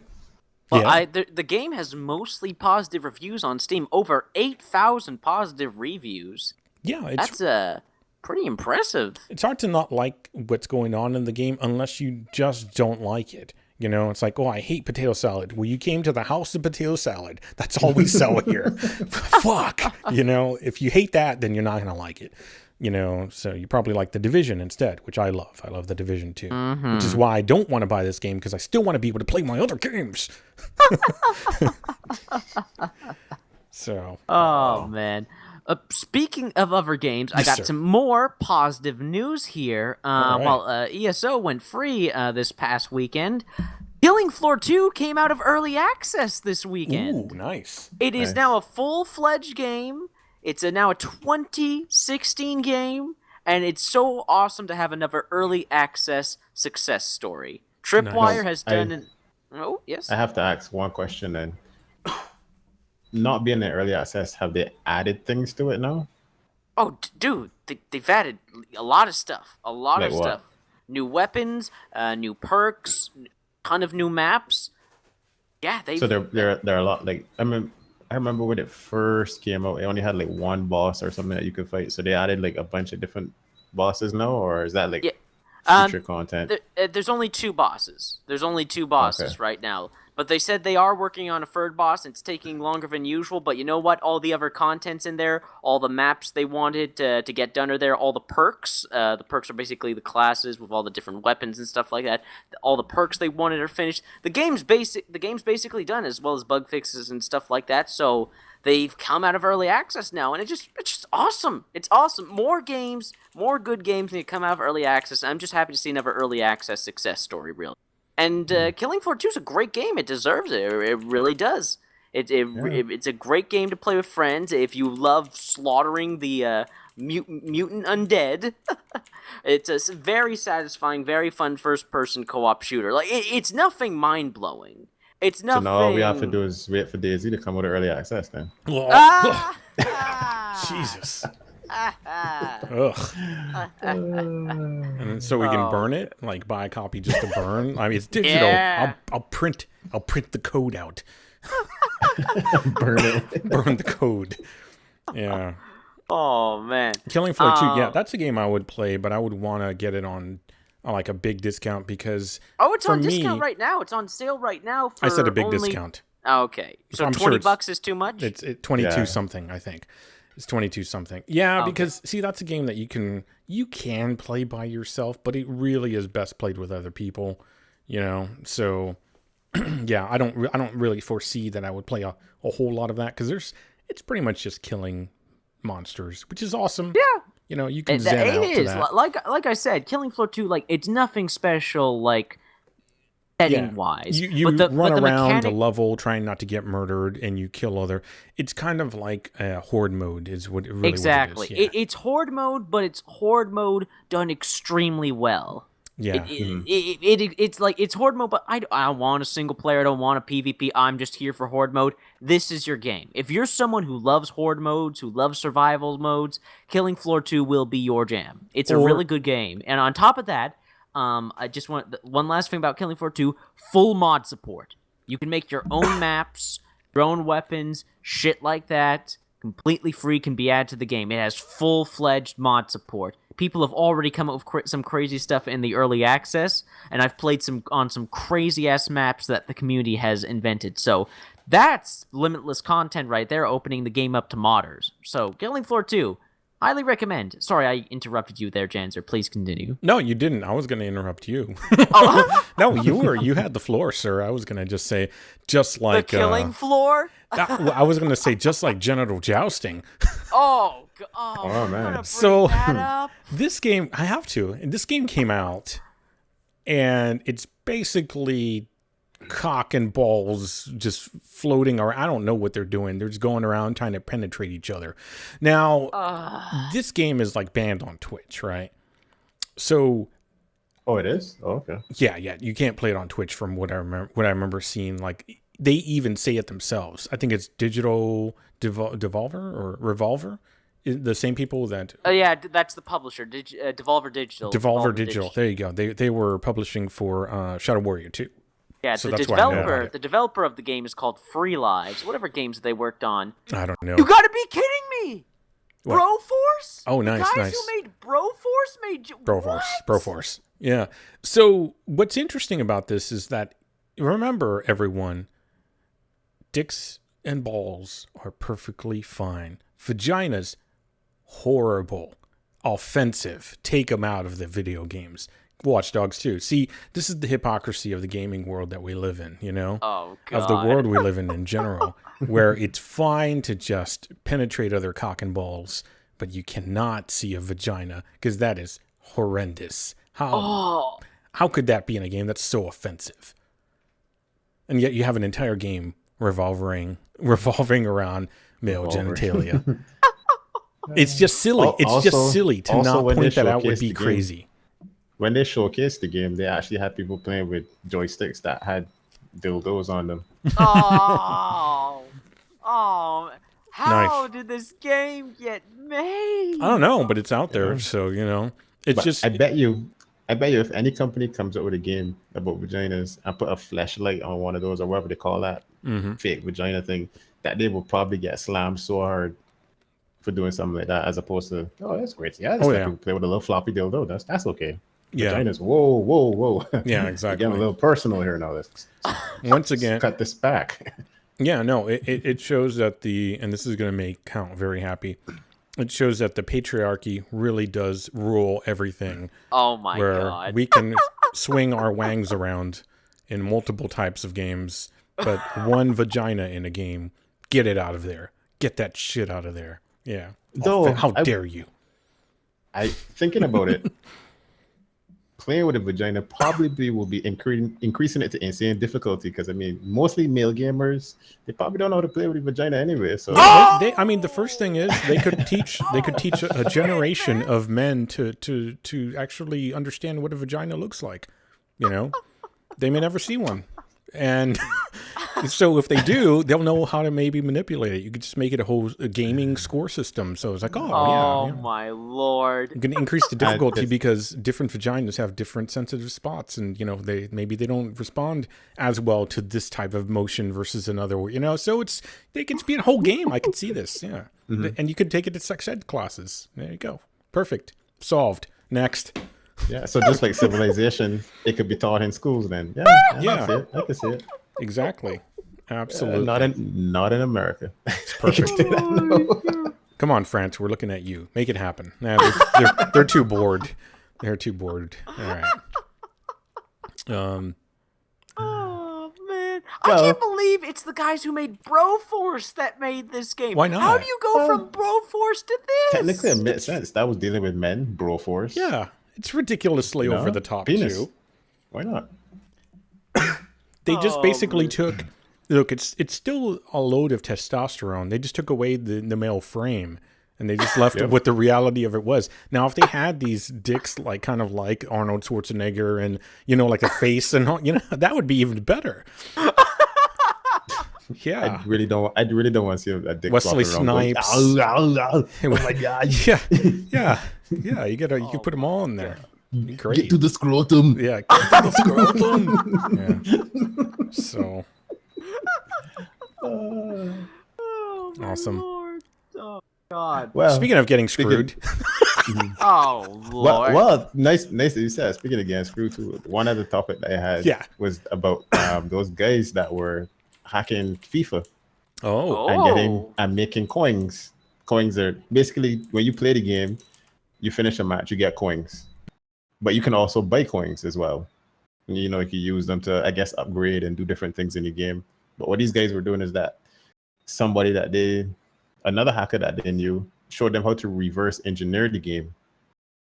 So they reverse engineered the game and created a script that just generated matches. So they were just like playing matches, like tons and tons of matches over and over and over, and just getting coins without actually playing the game. And then they sold the coins because there are numerous places. You don't have to sell them. what version of this game was? FIFA? This is I guess which FIFA 2016 is it? or No, apparently they were doing it it was like 2 years ago. They were doing it for a couple of years. It began in 2013. I do not know the exact date, but it continued until 2015. Wow. So they did it for 2 years. So like this case has been going on since like I guess 2015. Yeah, someone But, get these like- kids a job. Yes. But like I think all of them, or a majority of them, were the 4 guys were like 24 years old. Oh, okay. But the thing that has me is that like one of them had like $2 million or something in their own bank account on their name. Other ones had like Ferraris and stuff in their garage. And I was Wait, like, how were they getting so- real money out of it? well, they have like different little markets that you could use to buy like little player packs and stuff, so you can sell your coins. So you don't have to sell them in the game. So it's like there's a third party marketplaces for it. Yeah. Damn. So if you just Google search like FIFA coins, you can find tons of third party sellers on the internet. So it's not illegal to do it. That's perfectly fine. Of course, but they were hacking it, right? Generating coins when they an alarming rate that they shouldn't. And then I guess they made like multiple accounts or something, because you would think that there would be some kind of like, wow, this one account's generated a lot of coins over time. Yeah. So yeah. So, but what happened too is that the only reason that they were really caught was because one of the same guys, I think, that was helping them, that wasn't part of their like 4-man group. Mm-hmm. He got caught doing some other thing.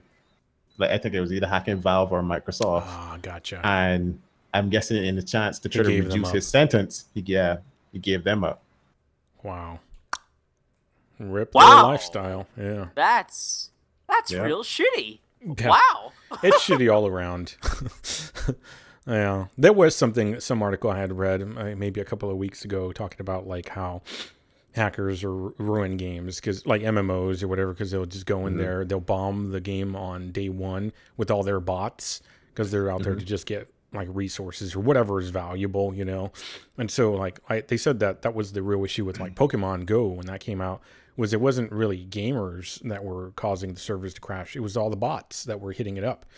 So yeah, it's garbage. But what are you gonna do? But those same 4 guys, they made between $15 to $18 million. Wow. In that 2 year span. Okay, we need to figure out how to do that. So Oh, jeez. Just quit early. Not really. Just quit early, right? Because their sentences right now looking at like 20 years in prison. So look, no one knows that we're talking about this, okay? So You're very confident about that. I'm not. So wow, yeah, that is crazy. Oh, but think about it though.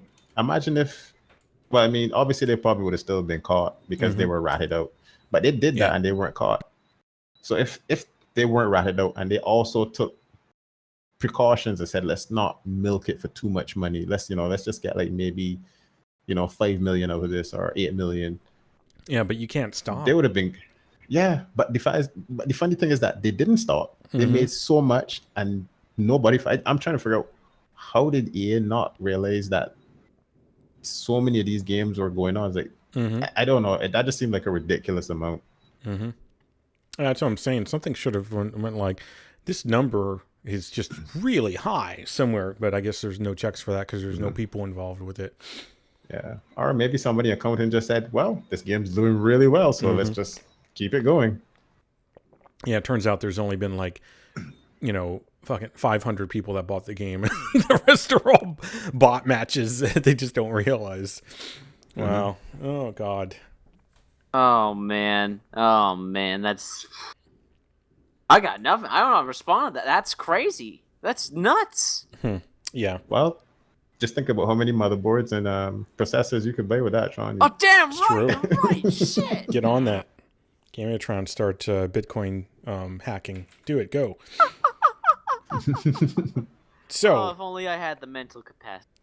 I think all of us have played The War Within from Warframe at this point. Yes. Is that right? Yeah. Yes. Okay. Yep. So I finally finished it today. I was like, before the podcast, I want to get it done so you guys could talk about it, so we could all talk about that. With spoilers. Sure, why I not? actually want to hear your thoughts. It's all out there. Like First. there's multiple people that have already put it up on YouTube. I don't think we're spoiling anything really. So That's a good point. yeah, it's not a very long campaign either. Well, console people that want to watch it are going to watch it, and anyone listening, they know that we're going to be talking about this for a bit. So we could. The other thing we could do is we could leave it to the end. I've only got a few more things, like maybe 2 at most. I don't know about y'all. Okay, sure, we can leave it to the end. Yeah. Okay. We'll do that. So anybody listening, we'll talk about that afterwards. So yeah, the next thing I've got is like NVIDIA driver update that was causing an issue with memory clocks or like RAM speed on their 10X series. Basically a version, NVIDIA driver version 357.86. Everyone check to see if you have it. Was running the memory clock too high, which is causing problems with games. So if you have, this was they've already fixed it, but you might want to check to see if you haven't updated your graphics card driver for a bit. Because this, I believe this came out earlier this week, and then there was an immediate, like the next day or two, there was another patch. It didn't affect my card, but it did supposedly affect the 1060 series. Just didn't happen to affect mine, and apparently it also affected the 1080 as well, with some of the 1070s being affected. So it's basically just running your memory too high. So okay. Yeah. Okay, well, that actually explains some stuff. That may have been. That could have really. Oh man. Yeah, because it was within a day that the fix the patch got updated. The thing is, I don't always immediately install the next driver update if there's one back to back, because I get annoyed. I just updated you. I'm not going to update you again. So I look at the patch notes. If it doesn't say anything, which I have to admit, on the GeForce Experience program, it didn't say anything about there being an error that they were fixing.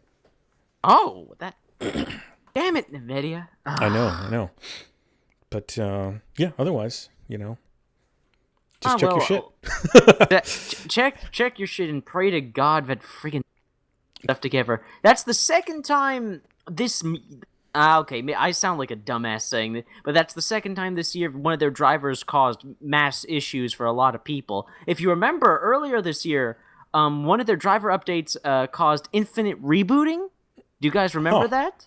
I don't put it past them because I've always known them to have issues with different drivers. It used to be a well-known fact that you would just always know how to uninstall and do a clean wipe of the drivers and install the new one. So things have gotten a lot more efficient with that though. True. Yeah. Well, Well, we can talk about 2016 Game of the Year nominees. Oh, okay. I mentioned Game of the Year earlier. Yeah, you did. Yeah. Got Doom, Inside, Overwatch, Titanfall 2, and Uncharted 4. Of those games, this would be interesting. What would you consider to be Game of the Year? Either one of you. You said Doom, Titanfall. Doom. Here, let me put it in chat. Doom, Inside, Overwatch, Titanfall 2, and Uncharted 4. Let's see if that works out. Oh man, well, worked out. you guys know what games are in my corner. Doom and Titanfall 2. Inside's pretty good. Like, I'm not gonna lie, it's a pretty good game. But it's not my cup of tea. I can admit that it's a really well-made game. But I go about looking at games like how much fun I'm having in games, and I've had a lot of fun with Doom, and I'm having a lot of fun in Titanfall 2. I gotta say, it's... Oh, man, I really... That inner war with myself as to which one I'm enjoying more, because they're both so much fun. Yes, exactly. Oh, man. So you want our personal choice? Or Yeah. Like, these are... I forgot. It just says the Game Awards list for 2016 Game of the Year nominees. Who's putting this on? I actually don't fucking know. I'll look that up. A bit conflicted though, because I can't really give an answer because the only one I played on there is Doom. It's literally called the Game Awards. Yeah. I only played Doom and Overwatch, and I know Overwatch has a huge fanatic fan base. So, yes. That's gonna pull a big chunk of any award thing. So Titanfall 2 hasn't been out that long. So we all agree Inside is probably not going to take it. Yeah. You never know. I don't think it would take it, but I've heard that is like a really good game. I've heard that too. But I think something like Overwatch that stays fresh in people's minds. Yeah. Because it's constantly being played, would definitely bump it out of, top list. Oh, yeah. It's really hard because they're all really good games. Yeah. They're all really good games. We got some really good games this year. Yeah, my problem is I haven't played 1, 2 of them. I've played parts of Overwatch. I've seen a lot of Overwatch. Looks really fun. Doom I played, and Titanfall 2 I have not played. And I can't really speak for it because I haven't. So the only thing I could really say is I would say Doom for myself, because that's the only one I've really played. I've seen the other ones. Well, I played a little bit of Overwatch, that free beta or whatever. Yeah, the beta, yeah. And it's a free weekend going on right now until Monday. Right. Oh, so if you want to download and try it out. Nah, I don't care. It wouldn't be my game of the year. That's the whole thing. Very subjective there. So my game of the year would definitely be Doom, but out of this list, because I haven't played Titanfall 2 yet, so I can't really say anything for it. Of course. Mm-hmm. I'm actually kind of scared that I might not like it as much. Oh, dude. I think it's a little bit more polished than, like, the original just felt a little bit more visceral, I don't know. Like, the 2 seems just too smooth to me. So too smooth? I've never heard of a game being it's a little too polished. It's a little too polished. It's like the packaging that Evolve did for all of their DLC. It's a little too polished, It's a run me the wrong way because it looks too slick, I don't like things like that all the time. I have to have a little grunge to my stuff, It's got a little dirty, get it shattered and broken, fractured. Yeah. Oh, that's what you're talking about. That's why I like Doom. Oh, yeah. Titanfall, the original Doom's Titanfall, metal. It felt more not as smooth. Like, the transitions weren't always as smooth. There was some really nice animations, but it felt like a little wild. Like, hey, we're doing something with this game, Whereas Titanfall 2, there were, they're just refining the diamond, shape or whatever. So, I don't know. I definitely have to play it. Indeed. Whatever game wins Game of the Year, the real winner this year are the gamers. Despite their... How diplomatic of you, Obama. I mean, GamerTron. What about Best Studio Game Direction? You've got Blizzard for Overwatch, DICE. Mhm. I don't know. They're just on that list. DICE is there, but they're not one of the top 5 games. id Software, ID Software, Of course. Naughty Dog, of course, Uncharted, and Respawn, of course, for Titanfall. That's a very close one. Dice did a real good job with Battlefield 1. It may not be my cup of tea, but I got to admit they did a pretty good job with that. Respawn, of course, the whole free DLC. Oh yeah, that's Naughty Dog's a damn thing. good company as well. Oh yes, they put their heart and soul into their single player campaigns. Let me tell you, they put the. Oh man, I watched a documentary on the motion capture, like what they do with their actors. Yep. And they are meticulous. Like they will reshoot things. Like if someone's eye blinked and it didn't feel right in the scene, they will redo the whole thing from start to finish. They are very, very serious in how they take storytelling, and they have actual very high respect for voice actors. They treat them as actors, not second class actors. Right. So much respect for Naughty Dog. And id is just like wow, what they've been doing with Doom is incredible, with the free updates, their multiplayer DLC, arcade mode, snap map, the campaign, of course. Dear God,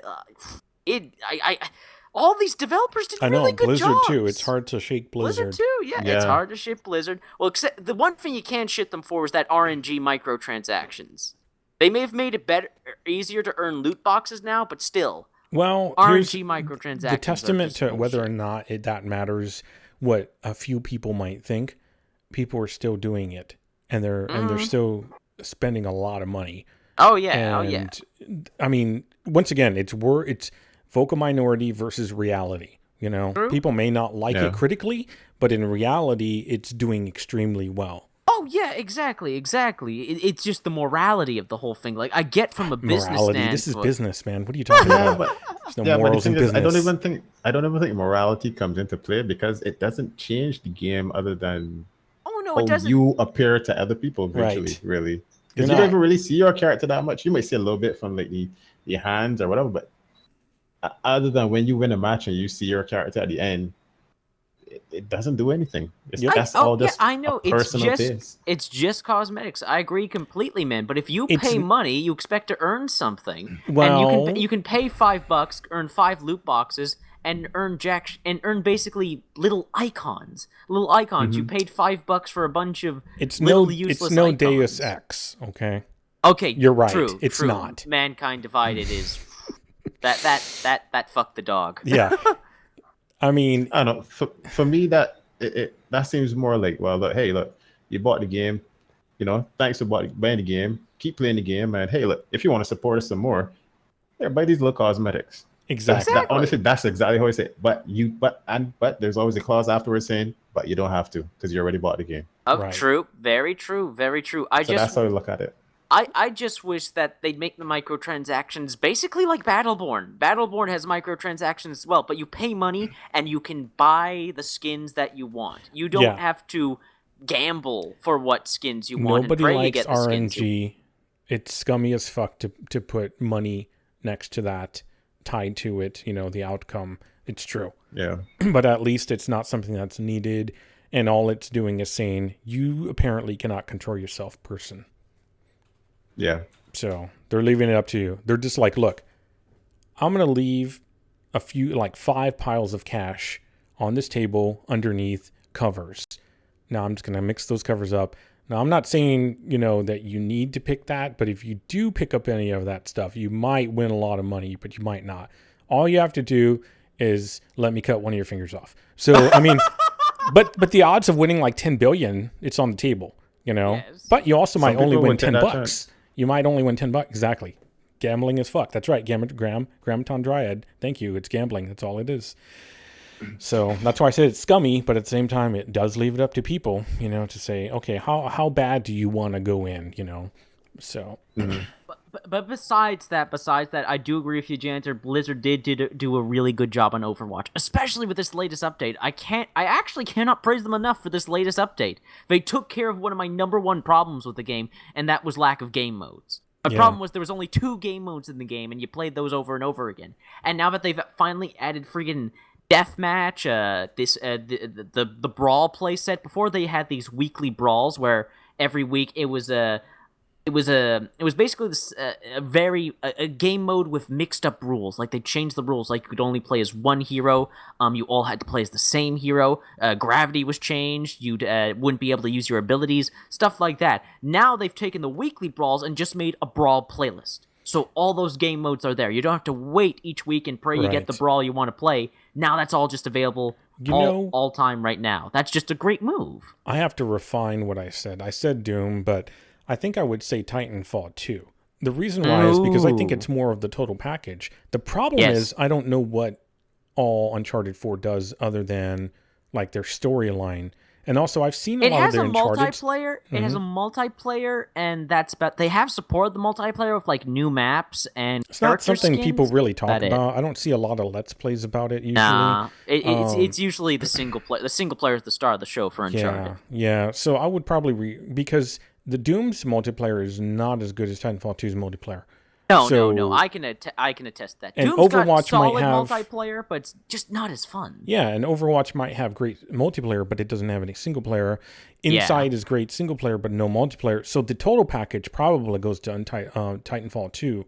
Yeah. With the exception, with the one caveat that I don't know what Uncharted 4 does. You know, I've heard that people really like it, but once again, that has rabid fans, so it's hard to tell. Yes, you know? Very true. Did you know that there was a petition to get a review off Metacritic because it lowered the game's score slightly? I did know. That's insane. Yeah, it's true. It's true. Crazy. Yeah. Do you have anything to say about that, Phil? What do you think? I'm just gonna go by what I've seen and people's reactions. Don't say Warframe. I just think Overwatch is gonna steal the show for all that stuff. Oh, you might be right. Yeah, I just think because of the audience that it has. Yeah, I Blizzard just seems to be able to master creating games. When they do an excellent job. Yes, and the audience that they have, they hit the masses. Loves it. Yeah, they love it. Yeah. So I think they touch all the bases in terms of the requirements. So I mean, I don't know what goes into all the other games, but I just know from playing like old Warcraft games, not I never played World of Warcraft, but playing the Warcraft games and seeing the level of detail and stuff that they put into it. It's just like when they put out a game, they put out a game. Yeah, that's true. Yeah. So, and Overwatch has been more of that. That's their first new title in 10 years it was. Yeah. And they hit it right out the park. Oh yeah. Yep. It's not easy to do. Well, they played it perfectly. I gotta say, they played it perfectly. They went straight for the YouTubers. They didn't waste any time. They immediately, they didn't release the game out to the public. They released it out to YouTubers. They gave YouTubers early closed beta access codes, and they streamers too. Streamers, YouTubers, they invited some streamers. Yeah, they let them play the game for months, give them feedback, and so you have these YouTubers, which already like sway popular vote and stuff like that. People listen to these YouTubers. And you have them going crazy saying how much they love the game, and that's hyping up their audiences, and their audiences are telling their friends about the game, and it was the perfect. Blizzard knew where to hit the YouTubers. Yeah, I think that helps, but I mean the game itself is just good. Yeah, not only that, because like I tried out. There was another game that was coming out that came out. I don't know if it came out, but they were working on it. Lawbreakers. Yeah. Same exact kind of thing, and that felt real.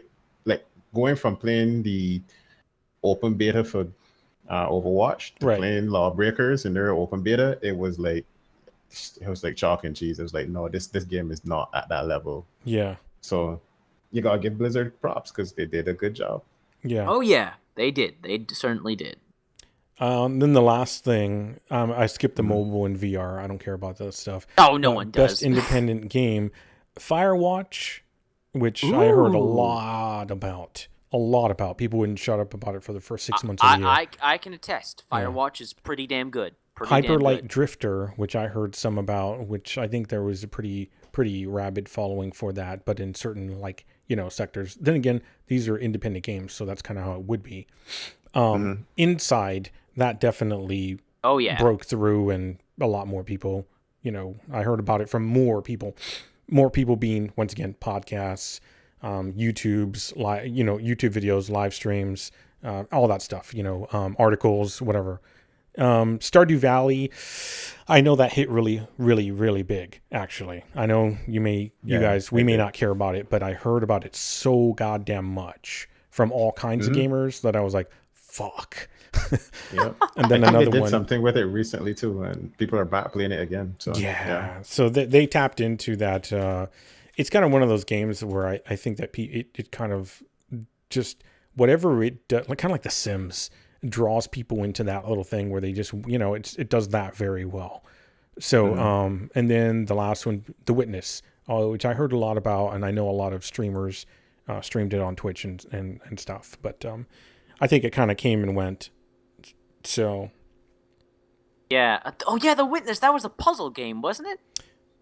No, I think well, it might be, but there was another one that I played that was a puzzle game, but that was something different.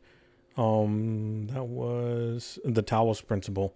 That was a puzzle game. Yeah. Yes. The Witness, that might be a puzzle game, but I'm not positive. Either way, I don't have any picks for that because I don't really know much about like all of these. I just know what I've heard. Yeah. So I wouldn't be surprised if like Firewatch took it. That the story, people just kept going on and about the story, and I heard something about like digital dong. So I don't know. We'll see. I'll just say maybe Firewatch will take it. If not Firewatch, then maybe something like, I don't know about story. Yeah, I don't. Maybe Inside. Yeah, exactly. I think it's a close tie between Firewatch and Inside. Inside is a very powerful game. Inside. You played it? I have played it. I have played Inside. It's a game that really. It's a game that plays with your emotions. Yeah. At first, you don't know what's going on, but as you play the game, it does. I like how the game doesn't treat you like an idiot. It lets you piece together the story. There's no text, there's no voiceover, just visuals, just visual storytelling. And as you play the game, you realize, oh man, this is fucked up. This is really fucked up. Oh, that's horrible. I feel sick right now. It's one of those kind of games. Yeah. But with Firewatch is just a very personal, character-driven story. It's very memorable, and the voice acting is incredibly well done. Cool. So I think it's going to be a very close call between Inside and Firewatch. Cool. They both tell really powerful stories in different ways. And for indie games, they have beautiful visuals. Yeah. They may not be AAA grand epics with 1080p, 4K textures, that sort of thing, but what they do with their graphics engines, what they're able to pull off artistically, looks gorgeous. Yeah, they don't have photorealistic, fully textured and lit vaginas. It's true. Yeah, Not everyone can be Watch Dogs 2. That's understandable. It's true. Yeah. Last thing I have, the AMF. Now, GamerTron, I cannot say this, but it's something about the financial authority in France. It's like I can't even attempt to say what it is. Something about March's financiers or whatever. The AMF claims 5 Ubisoft employees sold stocks in the lead up to October 15th, 2013, the day on which both The Crew, which everyone knows was kind of a bomb, and the original Watch Dogs, which once again were pushed back into 2014. Watch Dogs got a lot of bad critical acclaim, even though it may have sold well. I'm not positive. Yes. So as a result of the delays, the company's stock dropped 25%, says Kotaku, with the AMF alleging the 5 staff members arraigned, said to include Ubisoft Montreal CEO Yannis Malat, were aware of the delays prior to offloading their shares. So basically, they knew this shit was going to bomb, so they got rid of shares before it bombed. And then it says, with Ubisoft headquarters based in Paris, these actions might be in breach of French insider trading laws. Of course, it goes on to say that these Ubisoft employees are saying, that's bullshit. No, it's a bunch of bullshit. And you're going to have to owe us money for saying those kinds of things because that's bullshit. So, but boy. Ooh, that's, oh man. It sure does sound like something people would do if they knew that something was going to bomb. Yeah. Yeah. Wow. Yeah. I actually genuinely hope that isn't true, because if that's the case, wow, that's unbelievably shit. That's especially shitty to the devs who actually made the game. Oh yeah. Like you're working your ass off, and little do you know, your bosses know. Yeah. This thing they're working their asses off. Like, but it's low. We're not gonna tell them. Right. We're not gonna help them out. A lot of developers sometimes get stock in lieu of like pay too. Sometimes, so as like benefits. So that does really hurt. If the stock is sold under. So, because they're stuck with shares that are a lot less valuable than they were when they maybe bought them or maybe were projected to be. So, yeah. Yep. Nuts, man. Yeah. Well, But, insider trading is no new thing though. So, like, nope. and Ask Martha Stewart. I would not. Yeah. And I would not put it past any individual that has the opportunity to get access to that information to not do it. Yeah. It probably happens so much more. It's just a matter of like we get to hear about some of the things that happen occasionally. Yeah. It's like the same thing you said with buying skins. Like that's like if we have this information, if we do this, we can make a good few $1 million off of this. Yeah. Wow. But why stop at a good few? Yeah. Exactly. Let's make hundreds. Why stop at a good few? We can do Watch Dogs and was that a game? You said? Crew. The Crew. Yeah, we can do Watch Dogs and the Crew. Yeah, let's do it. And I think when it comes down to like, see how I find the stock market to be a very shady thing because it absolutely is. Yeah. So when it comes to situations where people are questioned about doing insider trading, I mean, I don't like to presume people are guilty, but I don't give people the benefit though. I just think that's it caters to that. Oh yeah. So it's hard for it not to happen. Yep. Hey, if you're walking out the door and there's just a couple of piles of cash there and nobody's around, and that nobody's going to be by for like a month or two, and that people go in and out of that room all day, every day, and there's no security or cameras around, I don't know, you might just take some. And maybe just $1. Well, here's the thing. Million. So many of these people are connected that if they go down, someone else goes down. So that's why no one says anything. Why would they? It collapses an entire structure. So they have to really get put against the wall in order to get caught, and then they take the fall usually. So, yeah. Well, anyways, on to other news. Yes, more positive Ubisoft news. Good. So I got to play Rainbow Six Siege Red Crow. I got to try out I got to play on the new map and try out the 2 new operators. And I'm again, with every update to Rainbow Six Siege, the game continues to fucking impress me. The new map is gorgeous. Cool. It's absolutely. So that's released, or that's like a test center thing? No. It's out. The update's out. It's available for everybody. The new map, the new Japanese skyscraper. It is simply gorgeous, and they go all out on the theme. There's music. It's kind of like a hotel, I guess. There's like there's very Oriental music. There's Oriental music playing in the background. It's very peaceful, and it's very juxtaposition. There's this peaceful Japanese music playing in certain rooms as you're stalking the halls looking for terrorists, and then gunfights erupt. It's a hell of a feeling. It's a beautiful we just talked about that last night. The juxtaposition between like calm music and murder. Yeah, exactly. Yeah, I've been playing ESO. Otherwise, I would have tried that out. But I'm trying to get that time in on ESO. Of course, man. Of course. Also, did you happen to see, since it's in Tokyo and it's in a high rise, did you happen to see Scarlett Johansson playing as Miki Kusanagi? Ghost in the Shell? No? Okay. No, all right, just checking. No, but there was a tiny little radio that had a squeaky Japanese girl saying stuff I couldn't understand. It's probably the Nekopara cat girl. That's why. Oh, God damn it. No. Boom, boom. Oh, Lord. Fucking Christ. Oh. Yeah. I'm getting Nekopara PTSD right now. Damn it. Oh, fuck. Anyways, the 2 new operators. I completely forgot their names because I'm a dumbass. But the new attacker operator, her new grenade launcher is... That's going to be a game changer in fucking multiplayer. What it does is... It's kind of like Thermite's thermal charge that can blow open armored walls. Right. But here's the thing: hers doesn't like destroy the entire wall; it can destroy sections of it. So that you can turn that armored wall, basically use it against the enemy, use it as cover while you have this hole to poke through and shoot them from. Mm-hmm. And keep in mind, the grenade launcher also does damage. So if they're standing near the wall when you blow it up, you can kill enemies behind it. Yeah. So this grenade launcher, it has some a lot of tactical uses. And the new Defender operator, his ability to use this really cool drone, and this is the first time a Defender gets a drone of some sort.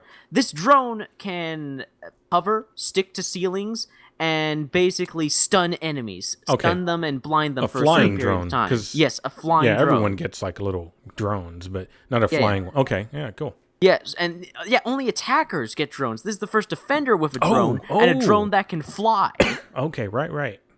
So, yeah, he really changes things up, and it was a lot of fun. I only got to use him in Terrorist Hunt, but it was a lot of fun.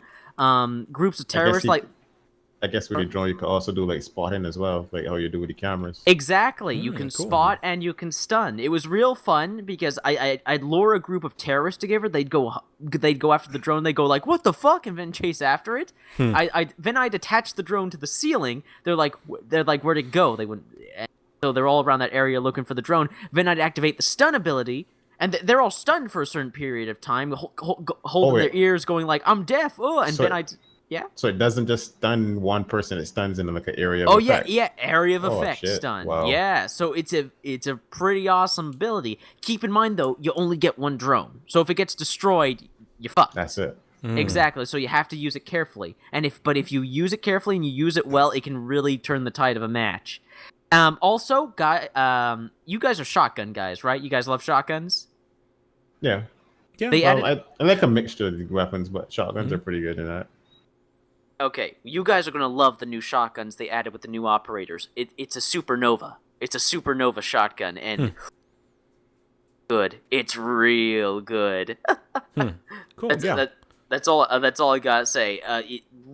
So, operators, solid. Map is solid. Oh, and new cosmetics, by the way, Janzer, so you got to remake your Rainbow Six headgear video again. No. He doesn't have a remake. You got to make part 2 now. Yeah, part 3 at this point, actually. Part 3, yeah, there you go. Also, Janzer, with the headgear, I noticed they improved the textures on some of the ones that you said had like muddy textures and stuff like that. Good. They actually went back and they high-res the textures. They did a much better job on the textures. I was looking at headgear and I was like, wait a minute, this used to be blurry. Not that well done. They actually went back and redid some of the headgear to make it look better. That's awesome. That's good. That's good that they bothered, because they could have just left it alone. Exactly, and that goes to show you how much Ubisoft Montreal is committed to this game. As a matter of fact, one last fantastic piece of Rainbow Six Siege news. We're going to get another year of free content. Oh. We're going to get another year of maps and operators. Is that for everyone or? Everyone. No, everyone. And it's included in the season pass. They're basically extending the season pass. Rainbow Six Siege was only supposed to like go for 1 year, then they'd stop supporting it. Like, the game's done, stuff like that. It's included in the season pass, but if everyone's getting it, then it doesn't matter. Well, as in, no, like the season pass, as in, with the Rainbow Six Siege season pass, you basically just get early access to operators. Oh, you get early access, you get a little bit of a discount. Oh, okay. They're just extending stuff. Wow, I wonder why. It's not like they were doing horribly or anything. Unless they're just trying to pick up their numbers again, which is not a bad, No, Rainbow Six Siege is doing really well. It has a very solid community. It really does. When I see other YouTubers that are like larger, like Rooster Teeth, or Achievement Hunter, which is part of the Rooster Teeth, they're still playing Siege. So I give them big props because they really have fun with it too. And they very much like whatever they like specifically, so. They were just playing it, the other day, and I'm like, that's awesome, so that's great. It's good to see it being supported because it's just, we're in a sea of really good games, Yes. There's so many games to play that are just looking for attention to play. Shadow Warrior 2, come on, man. It just, it's hard to put that game down when I'm playing it, but it's also hard for me to put down Doom Arcade Mode when I'm playing it. and it's hard for me to put down ESO when I'm playing it. It's hard for me to put down The Division when I'm playing it. There's just so many damn good games. Exactly, man. And so little time. Yeah. This is what I'm talking about, which is I will always... I will fucking fist fight you on the side of the street for people who say that 2016, Wait, 2015... You will fuck and fist fight them, That's said? right. No, did I say... I meant He will to say... fist fuck you on the side of the street. Wait. You better watch your mouth. GamerTron coming for you. That's right. Yeah, You know, you're right. I think I saw a video where somebody was like, 2016 year suck or whatever. I'm like, what?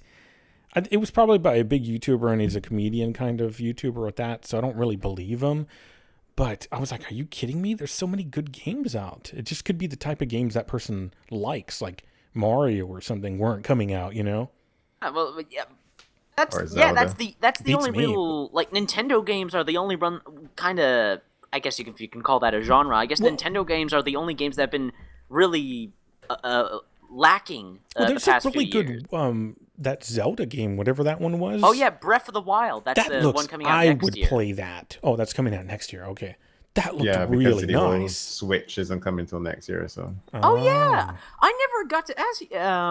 I think we did this with Count, but Phil, what are your thoughts on the Nintendo Switch? Do you think this whole console and a handheld thing is going to work out for Nintendo?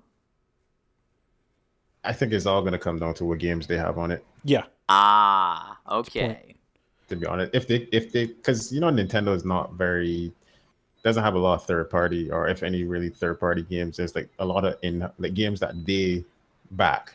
Right. So if they have a lot of good games and they run smoothly on it, I think it'll do well.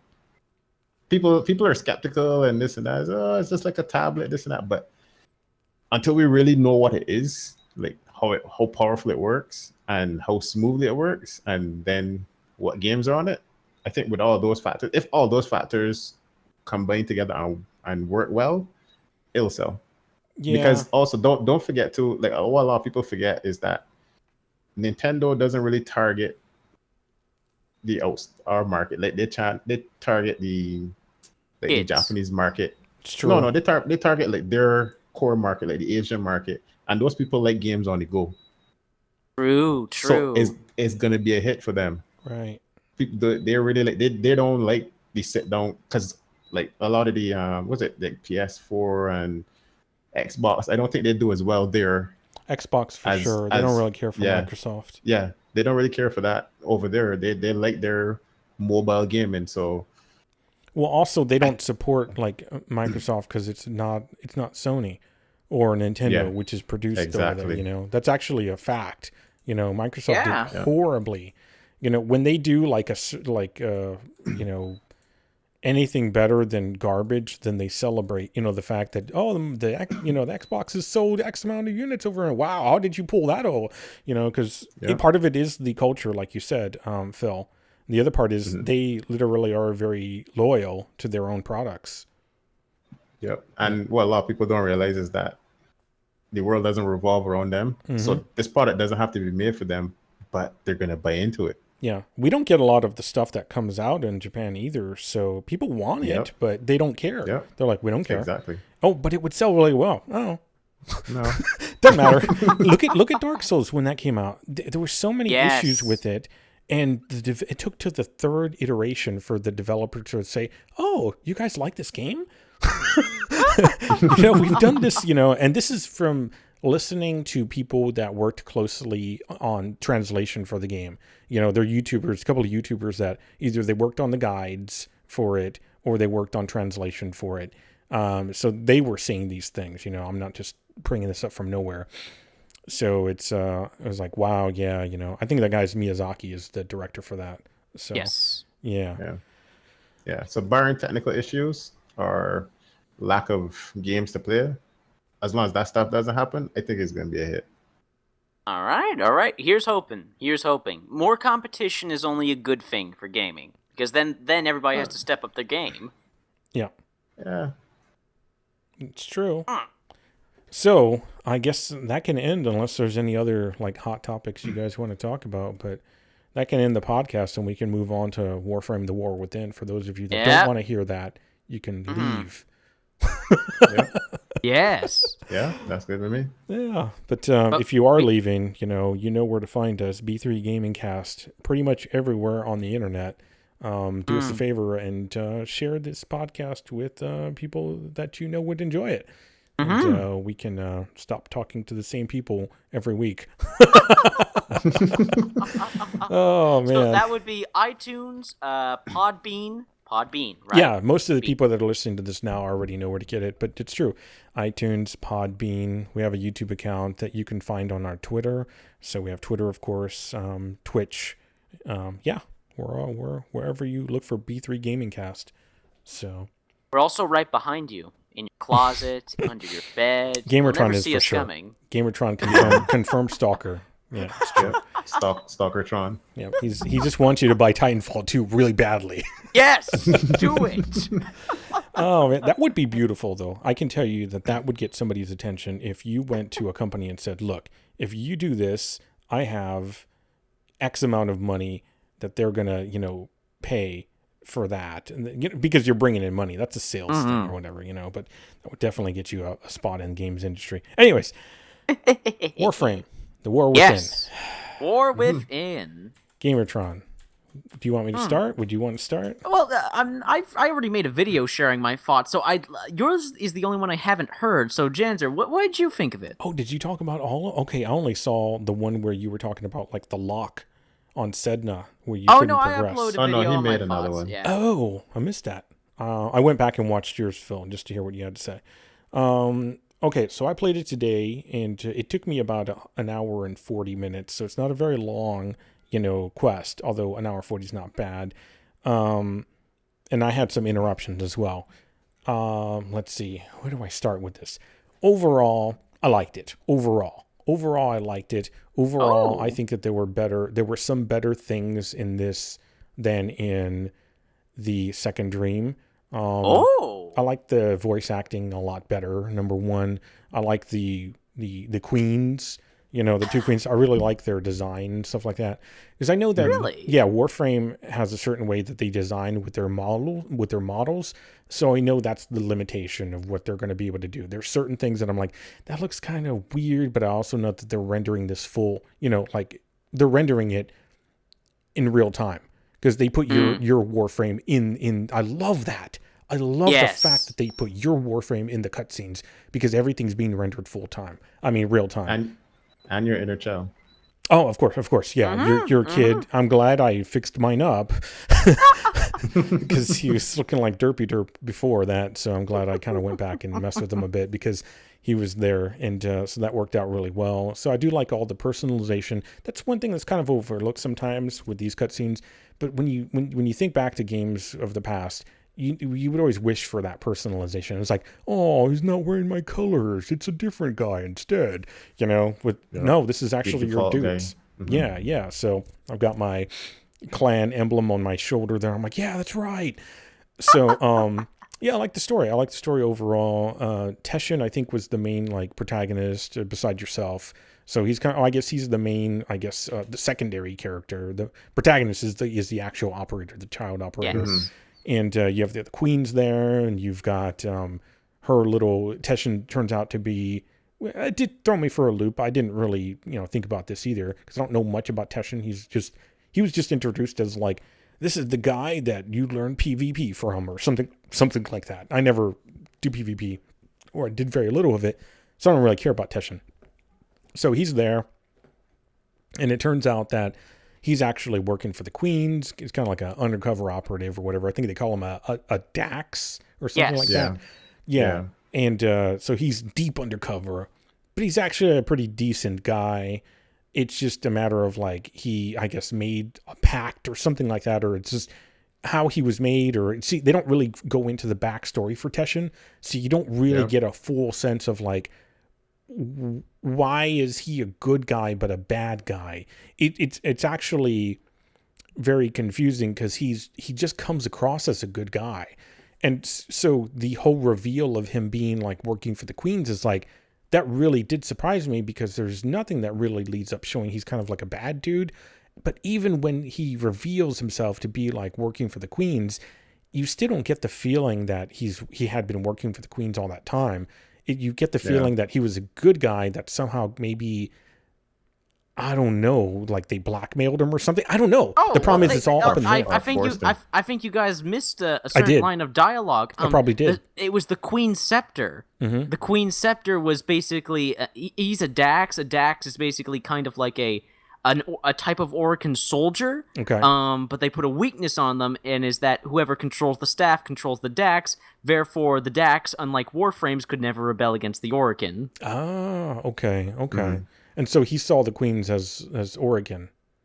They actually are Orokin. That was what was revealed is that the Grineer Queens this whole time were Orokin. Oh, I missed that too. Huh. Yeah, because they were saying that we created you.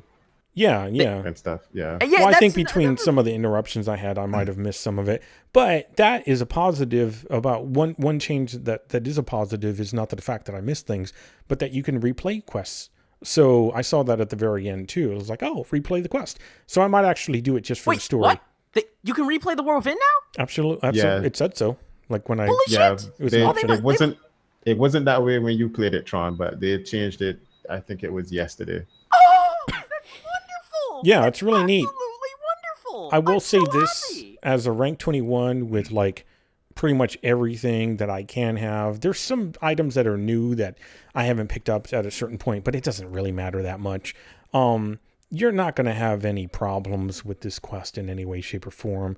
The only problems I really had were kind of like figuring out like these keys. I was like, where's this one door? But that's just my own stupidity. You know, I'm looking around and I don't like help from anything.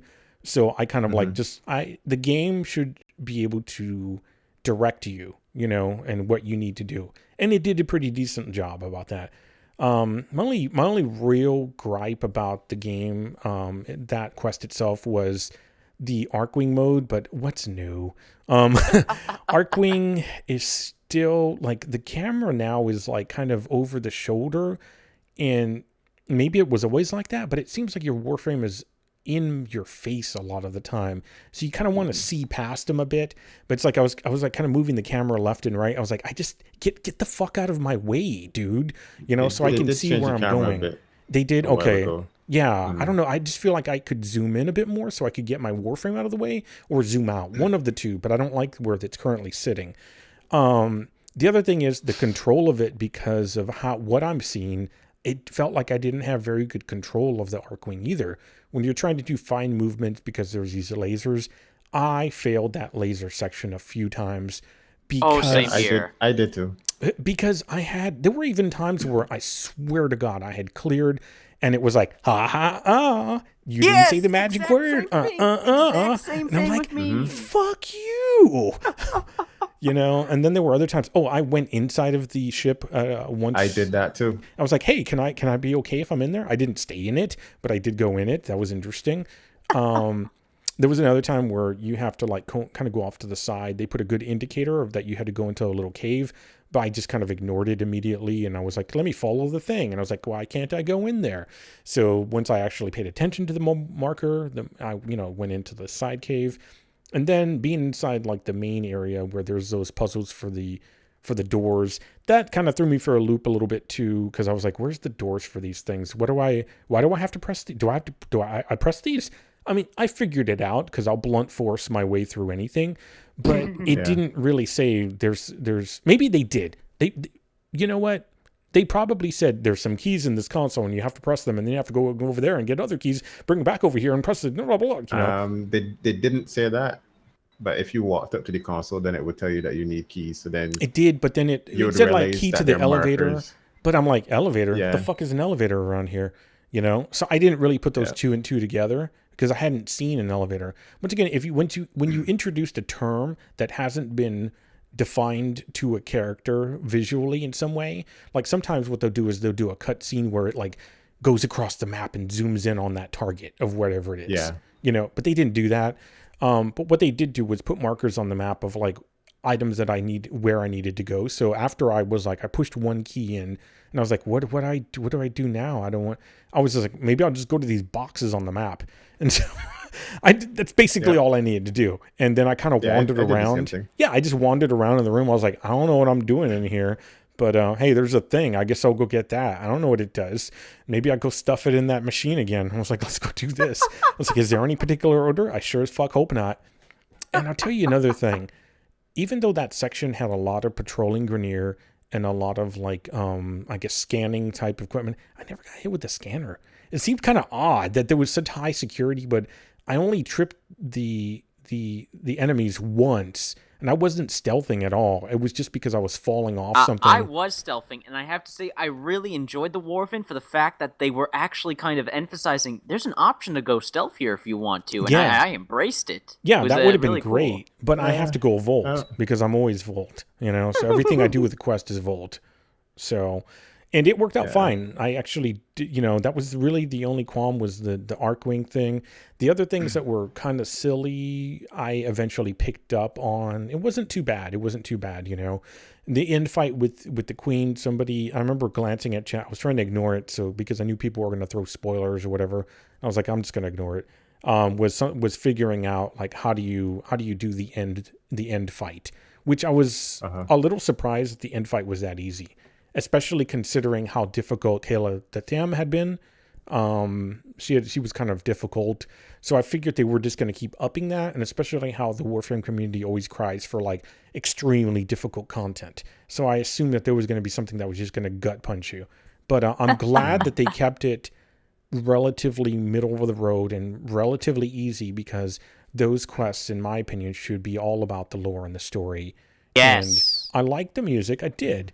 I wasn't sure that I was going to as much. There's one section that harkened back to the Second Dream, kind of a little, variation on that medley.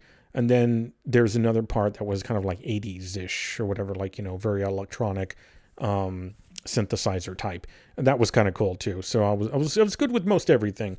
I like just about everything. And I think the only thing I could say is it wasn't as difficult as I thought it would have been. I would have liked the puzzles to have been a little bit more, I don't know, to make a little bit more sense in a way, rather than just me wandering into rooms and stuff, just a little bit more thought. Go here, go there.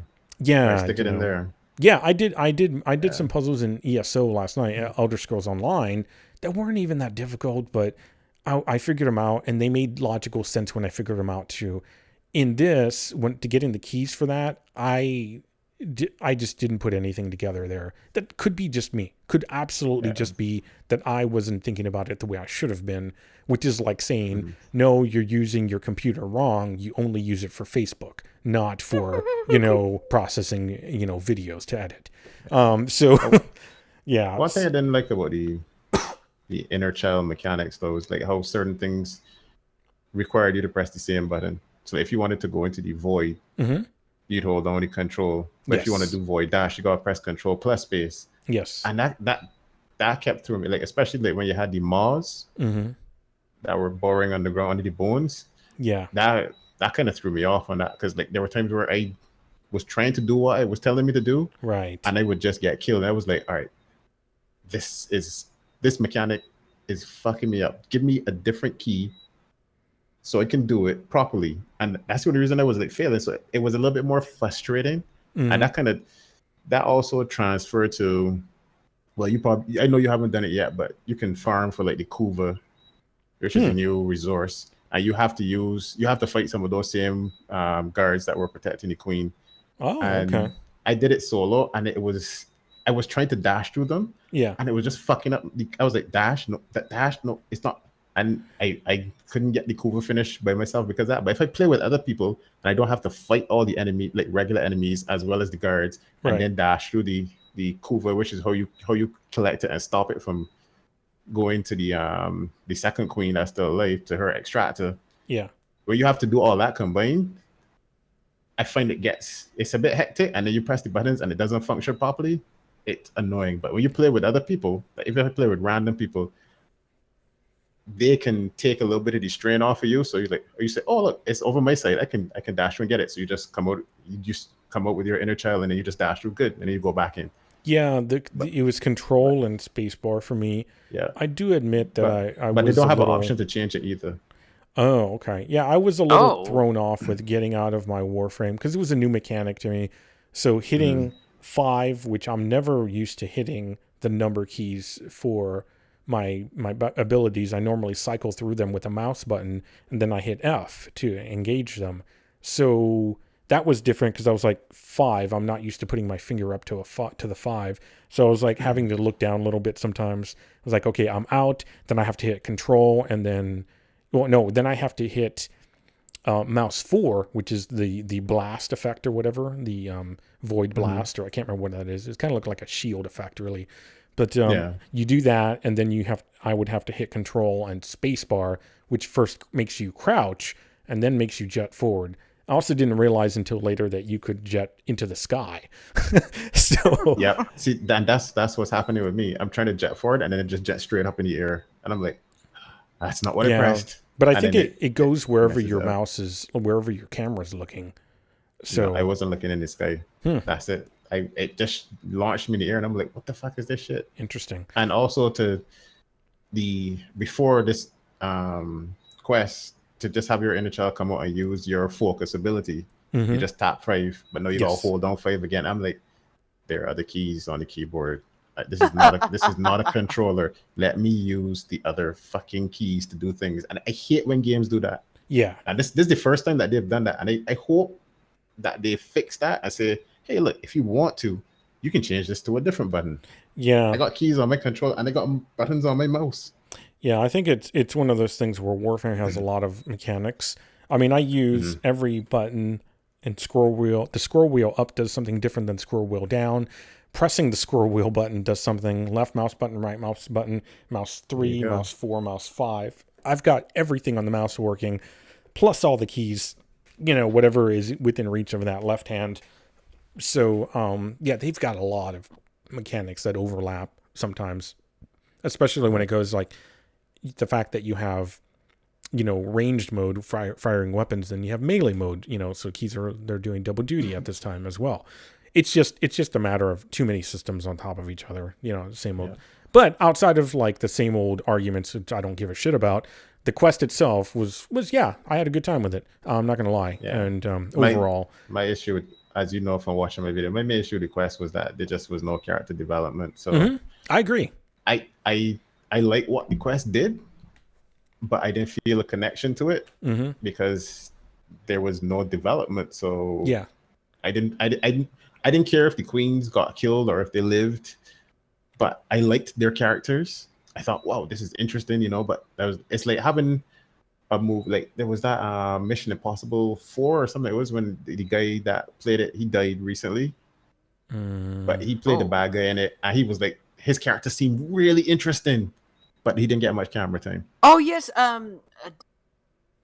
Hoffman. I think it was Hoffman. Yes, Seymour Hoffman. Seymour Hoffman, yeah, there. Yeah, his character seemed like a really good bad guy. Okay. Nobody ever like seen him play like a bad guy before, and he's like, whoa, this guy's ruthless. This guy's what's driving this guy? And no screen time. And I was like, that's fucking disappointing. Yeah. To be fair though, it is really nice to finally put a face on the Grenier. Like we've had like Captain Vor and Vahek, but now we finally.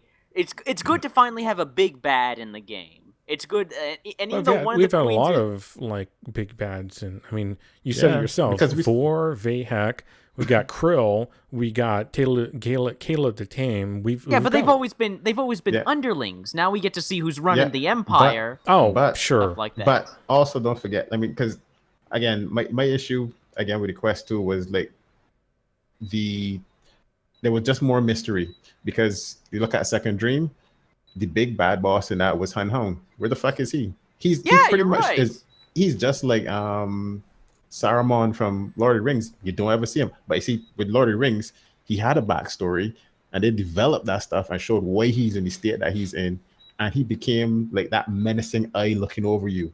Yeah. With Han Hong, I was like, who the fuck is he? Who the fuck are these? I'm still trying to figure out who the sentients are. I don't know. It's like they just disappeared again. Oh yeah, sentients. I'm hoping, and I'm just hoping that the queens don't have that same thing now too. It's like, all right, so then they just add another element in, and so it's like, so what about the queens? So for me, this is like what X-Files became to me as a TV series. Oh, I really like the premise. I love the story, but it just kept giving me more questions than answers. And after a certain point, I was like, I don't want to ask these questions anymore, and I stopped watching it. Yeah, I think that, you clearly sound like you have a lot more invested. I don't, and so because I'm just kind of casually, I'm casually playing But that's it. the thing. But that's the thing. I don't have more invested because Okay. I might sound more passionate about Yeah, it. But you do. My issue is, yeah. But my problem is that I want to be more invested in Gotcha. it, but because of how they're approaching it with just adding mystery and adding mystery and adding mystery, I've become more casual. Like I don't play the game as much as I used to, and I don't really care for farming. Yeah. Okay. So I don't I'm know how to getting less answer and less. that. I I'm mean, getting less and less interested. So yeah. I'm feeling kind of bad about that. I mean, it's been years. I don't think there's anything to feel bad about. It's literally been years. A game everything has a lifespan, It's, Yeah. I guess I look at it now and I just take it for what it is. And I play it even less than you do.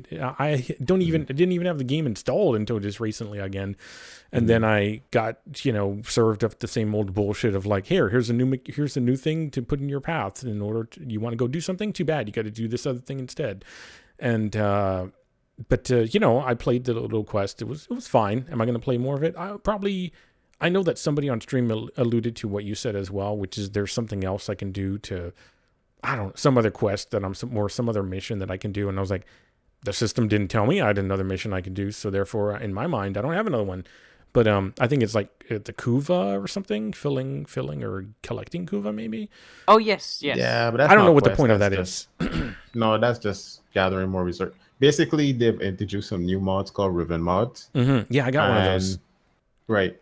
So you have to do a challenge it tells you to do to unlock it. Oh. And it will give you random stats on the mod for the weapon. And you can reroll those stats. But the only way to reroll those stats is to get more Kuva. Wait a second. So that mod ends up being RNG stats in a game of RNG, of course. That makes sense that it's RNG stats. Right. It becomes RNG stats within a game of RNG. Yeah. And to get the resources to change the stats, which are locked by RNG, right, you need to go and farm the Kuva, which doesn't always show up on maps, which means it's tied into RNG as well. Yeah. This sounds like The Division. It's no. The Division drops things you need. This is the same old Warframe, basically. This is the same old Warframe. To their testament, though, they have managed to keep the game going. So, for whatever we might want to say, Titanfall came and went within the lifespan of Warframe, the original.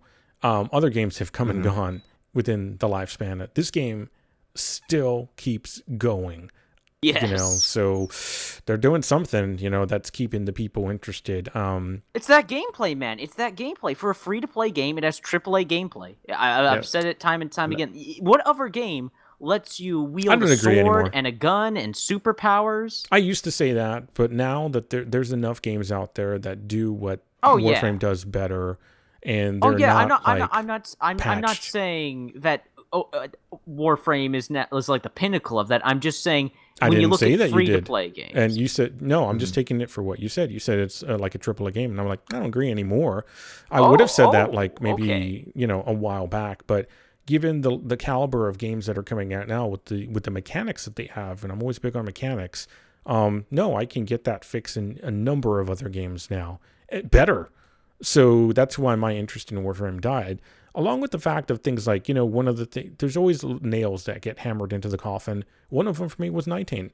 Just hammer that fucking coffin closed. I just go fuck yourself in 19. And it's just one of those things that they were just not going to budge on. So, it just, and by the time they do budge on it, maybe they make it easier to pick up, that they've already, months have gone by or whatever, So at that point, I'm like, no, absolutely fuck you, So that's it for that. So let's see what else. It's still the same, buddy, man. Yeah. At some point that my 19 needs alleviated, and that point had to be when I had built everything I needed. So, basically it's no different. It's just a matter of I don't. Another thing that hammered something close for me is the fact that I could not get prime parts for prime things that I've had for the longest time, but I just could not get a prime part to finish it in order to build like a prime weapon or whatever, because part of it's the game, the fact that you got to go like 15, 30, 40 minutes into a fucking mission in order for an RNG chance to get whatever one part it is that you need. And you know you're not going to get the first time, unless you're really, really lucky. You're probably going to play it a crap load of times, and maybe you don't have that time or you don't want to put the time into that because you're tired of the mechanics already. The second part is the community just isn't there for that kind of thing. Like, I would ask the Alliance, I would ask Twitter, I would ask whatever it is. Anyone have this? It's not the community's fault that they don't have it, but when your ability to get a thing that you need isn't being given by the game, unless you put so much more time into it and effort, and it's not there in the community as well, and you may have to dump actual money in order to get plat, my want to do it dwindles. So I'm just, true. And so because I have these things that I just cannot fucking get out of my foundry, I'm like, it's one more nail in the coffin. It's just little things along the way. Given all of that, putting all that aside, like I said, the quest itself I found decently enjoyable. It was a nice little, afternoon, session of playing Warframe. It wasn't really difficult mechanically. I did like the look of things. I like the skins that they put on the Grenier. That was really neat. I like some of the new things like the mines and the sentry guns and all that. Yes. I liked a lot of that. I like the environment. I like the queens a lot. I like the voice acting for the queens. I like the voice acting for Teshin. I liked, how they handled my operator. I liked how, there's so many good things there that they overshadow the... Well, I'd like to know more about Teshin. I really would. It would be nice to know more about that. I think he played his role fine in the fact that the operator's pissed at him because he doesn't really fucking know much about him either, So there really was that. But the problem is, without that follow through, kind of like what Phil was saying, is too many leftover questions for the hardcore players that still give a shit or want to give a shit, versus people like me that are very casual and may not even give a fuck after the fact because we're just taking it as for what it is. There's too many questions left over. It's like, are they going to fill in those gaps? When are they going to fill those gaps in? The last time they got any big chunk of lore was, I can't even remember when, a year ago maybe? When was the second a dream? year ago. So that's also one of the big issues that people had. It's like, so we waited a whole year and this is what we got. Yeah. And my whole thing was that you didn't wait. You waited a whole year. But they didn't wait a whole year. They were busy doing other stuff with the game. They were doing a lot of changes, and they bit off more than they could chew. So when it came time to actually do the lore, they were like scrambling. They were like, "Oh shit, we didn't do this thing yet." So people are saying, "After a whole year, this is all we got." I'm like, "No." After a whole year of doing other stuff, I'm pushing this thing back further and further all the time. This is what you got within a 3-month span, because people are like, why is it taking so long for them to do this? And I'm seeing like posts from like Rebecca saying, "Oh, well, we're going over to PAX Australia." So I'm sitting there recording my voice link, and I'm like, all right. For me personally, because I have done work in things like that, I know like how video editing and stuff works. There's no way that you're gonna sit down and do all the animations and then have somebody voice it because the timing will not go down right. So I know that certain things you can animate ahead of time, other things you need to have the voices so you can animate around it, make sure the score flows around it for your music. So when she said that she was doing that just before they're going off the pass, I was like, they haven't done that much with this like final groundwork. Like they were probably working on the whole feel and what they wanted for it, like the script, but they haven't actually recorded and done in the hard work, the modeling and textures and environments. All that shit was probably being worked on, but the actual quest was not really done until that space of time. So I was like, yeah, they fucked up in terms of time management. That's all it is. And that is a big assumption based on what you know. Imagine what's going to go down. Imagine what's going to go down with Star Citizen when they release production timelines and people actually know, and they actually know. And it's a big difference. That was an assumption on my part, but I didn't say it in my video because I was like, I'm not making assumptions. Right. I don't like to put assumptions there because then people latch I mean, onto it that could and say, be that's the truth. Yeah. But in the dev stream that they had recently, they did admit that that's what happened. Right. That's what I was going to say. Is it could be true, but the fact is, imagine how it's going to be for Star Citizen when people actually know what's going or supposed to happen. So that's why I was like, oh my God, This is coming from you who says that you're a casual and you're not really that passionate about Warframe anymore, but you want to be. Now look at the Star Citizen players that are frothing at the mouth and have been and sending death threats, and now they're going to get their hands on production timelines. Yeah. Oh my God. So Christ. Yeah.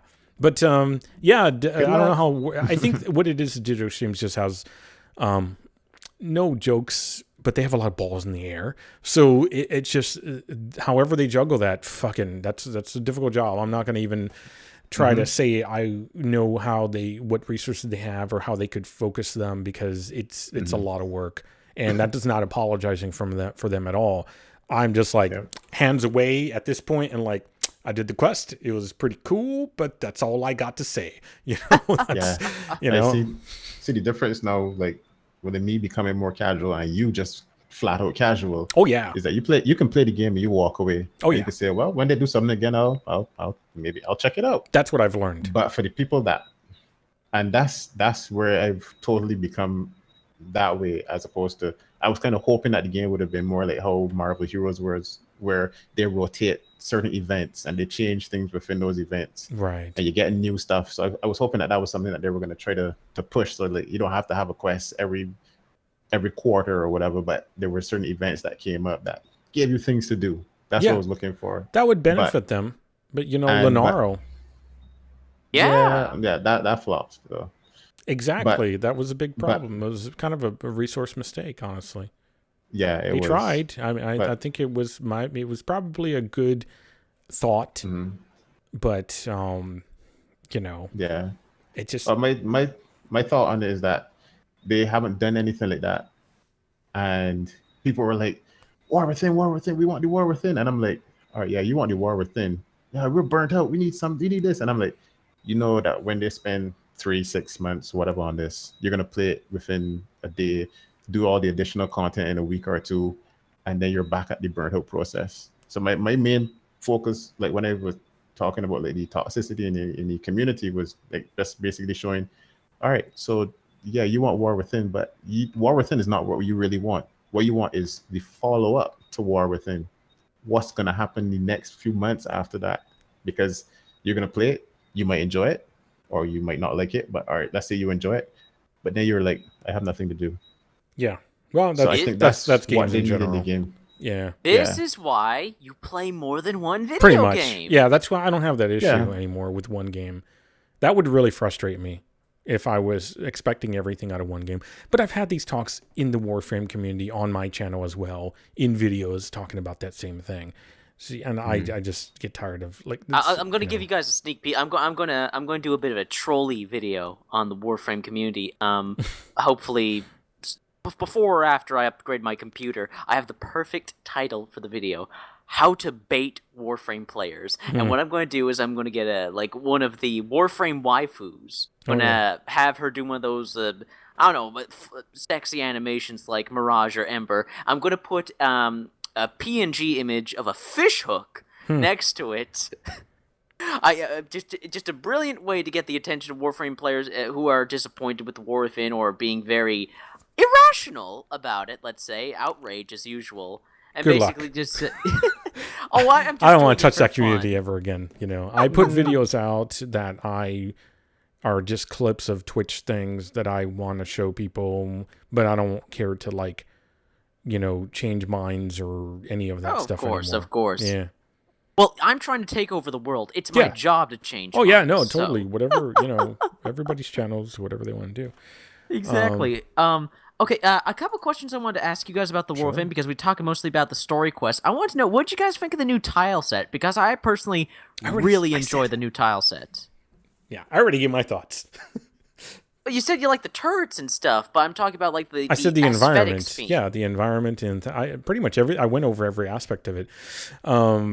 Yeah, it's pretty neat. It's great, okay, but I haven't actually seen anything other than the quest itself. So if there's a location I can go to after the fact to replay it, I haven't seen the it. Kuva Fortress. Yeah, the fortress is floating around the star chart. So if you just look for it, you'll see it moves locations.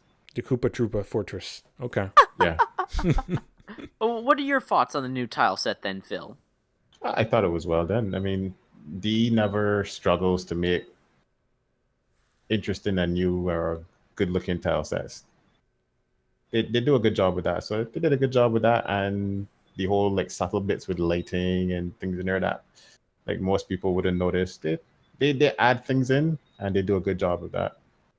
I think this was honestly some of their best work yet, because I noticed, like, with the way that the level design goes, it feels very oppressive. Very oppressive. Like, if like this is the central of an empire. It's so militarized, so dangerous. Like, you take one step and you're going to get blown to smithereens. There's guards around every corner. I really like the theme of this new tile set, that this is the heart of the Grenier Empire. So I really the queens dig that. being the Orican like race, right? Does that mean the Grenier are all Orican? No, the Grenier are still clones Of but the Orican. I actually That's don't They got to know. come from clear. something. That's not clear. That's another question mark. Gotcha. Because I know it's the Grenier queens, and so I'm like, so they're Orican people? Well, I mean, technically, the queen doesn't have to be from where the people are from. Oh, okay. All right. Yeah, I'm going to have to go back and play that quest. I'm going to have to go back and play it. Because this, from looking at the questions, they seem to like consume different like species Bodies with powers and bodies. Yeah, so that's correct. That's true. What we see of them might not be what their original form was, and they may no longer have an original form. They may just be an entity. Yeah, that's right. They were trying to that take over the consumes- operator's yeah. body. That's right. Yeah. Yeah. They were going to be a little boy. Well, in my case. So, yeah, One of them and was. and the Grenier, and the Grenier is just a clone of a particular species. Gotcha. So yeah, that I remember. All right, well, anything else? Well, the It's only very thing I think the only thing that we all haven't tried about the new DLC is the new weapons. Which I did a bit of What's that? research. It's actually getting a You lot mean of Warframe? praise. You get the staff, new weapons right? that came. Oh yeah, I tried them. Oh, so you got the cannon and the pistols? Yeah, I got them all. Oh shit! Oh, well, how's the cannon? Because I'm hearing I'm hearing people love this new cannon weapon. That's a lot of fun.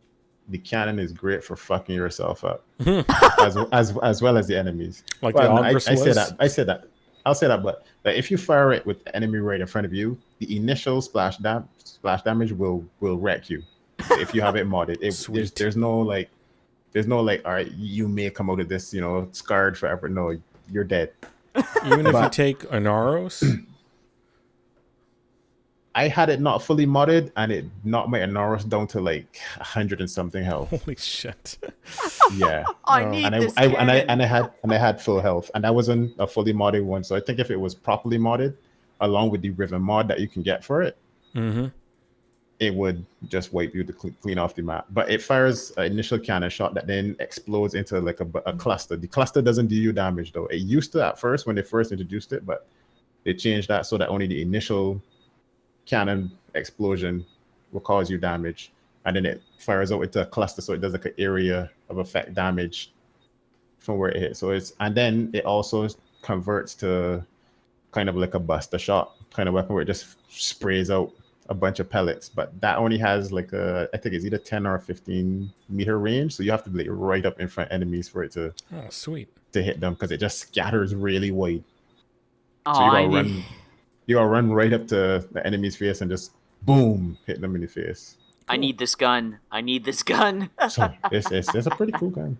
Well, you need to farm Kuva. I can tell you that. Koopa Troopas. Farm Kuva. And then there's the pistols. Pistols kind of remind me of the what are those called now? Remember they had those dual pistols? No, not the Kraken. They look like the Kraken, but no, they don't operate like that. The shotguns? They're like, yeah. So the dual Broncos or something? Comac? Yeah, they remind me. Oh, like the Ak Bronco? They're like the Broncos, but they're more powerful and they don't spread out as much. Like you can shoot things from further away. Because I still use they're the really Ak good. Bronco. Yeah, and they only have 2 shots in them, and then you reload. So it's like boom, boom, reload. Oh, and I think it's like okay. But personally, I would just add a fast hands mod in there, make it reload a lot faster, and it makes it like more user friendly. But some people might just say, "Fuck that! I just want damage. I'll just run away for a second while I reload for a longer period of time." Yeah, get good scrub. Only damage mods. What are you thinking about fast hands? If it needs fast hands, it's a shitty weapon. That's how that works. Yeah. And then there's a pole arm you get from finishing the quest that you see yourself standing up holding. Yeah. That one's okay. That one's okay. I personally, I'm not in. And then there's another one that you can make in the dojo. I don't really like the pole arm stances, but they seem to be strong enough. That reminds me. At the end of the mission, what did you guys do? Did you give that thing away, that like bladder sack or whatever it was? Did you control it or did you consume it? I controlled it and my character gave it to Teshin. Right. Same here. I did the same thing. Fuck! We all controlled it? Yeah. But I know people that drank it. What happens when you eat it? It's you all get the same kind of, and it's like a very open-ended thing. Like, it doesn't matter. It doesn't matter at this point. It's gonna matter in the next further quest. down the line. Oh, so well, I gave it away. How is that controlling it? That's literally the opposite of controlling. Here, you hold this, Teshin, because I'm a scared little fucking bitch. Yeah, it was a bit. It was weird. When they said control it, I thought it was like you're gonna do something and like maybe absorb the powers, but like keep it at bay so that it's like it doesn't consume you. I actually think that's actually what happened, because remember you have that weird little like, oh, and Teshin's like, hey, steady up, motherfucker. He's just but apparently you get all weird little as psychocinematics call it Mass Effect moment, like how Liara was. Apparently you get Liara moments no matter what you do, so I have no idea what's he.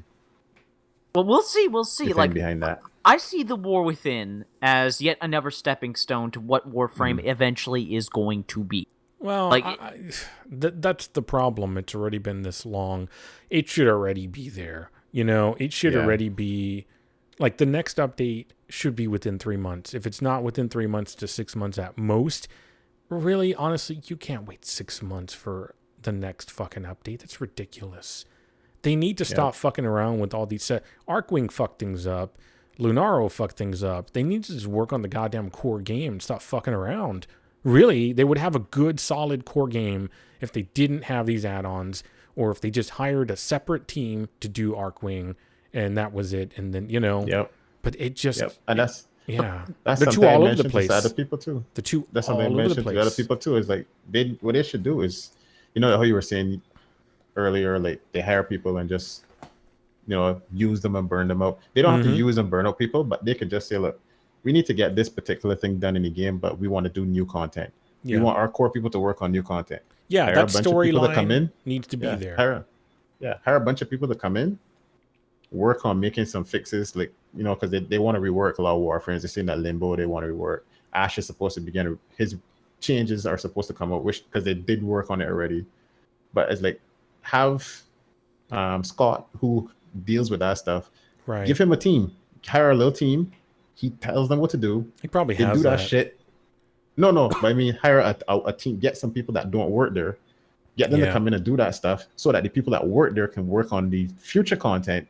Let those people work on fixing that stuff. He manages them as well as doing any other new content.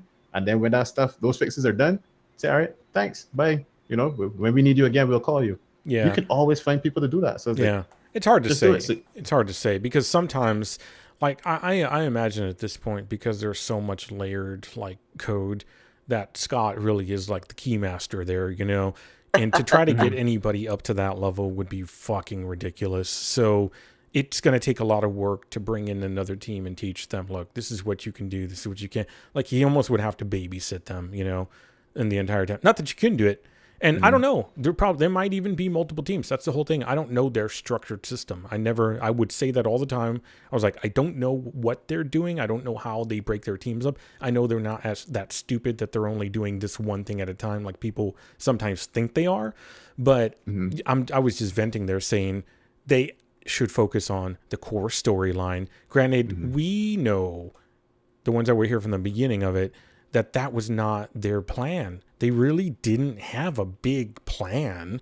You know, they were just going and doing things. Technically, they did say at the end of last year or beginning of this year that they wanted to do multiple quests for this year. Okay. But I'm saying when they first started, they admitted that they didn't have any real plan. Oh, they had no. Other than making a game that will constantly be updated. Oh, That was it. And you could see it every time. I watched so many of those dev streams. I only stopped watching them like last year. But I watched pretty much every single one of them up to that point. And it was always like, you know, not always, but most of the time, there's always like Scott being a kid, or not Scott, but Steve being a kid in the candy store, like, oh, we got this cool new thing, and we're going to do this thing. It's like, all right, motherfucker, but we also need these other things that we've been asking for, you know? And I would always just kind of like, yeah, all right, let's see this new thing. That's cool. Run with it. That's awesome. That's great, you know? But, yeah, we do need these other things. Can you fix my ground slam on this melee weapon? Because the fuck, man. Yep. Anyways, we're getting close to 3 hours, and my dog. Yeah. But that was some great Warframe talk, though. Great Warframe talk. yeah. I can't understand how people do that consistently, because there's only so much to talk about, and you just run over the same topics over and over.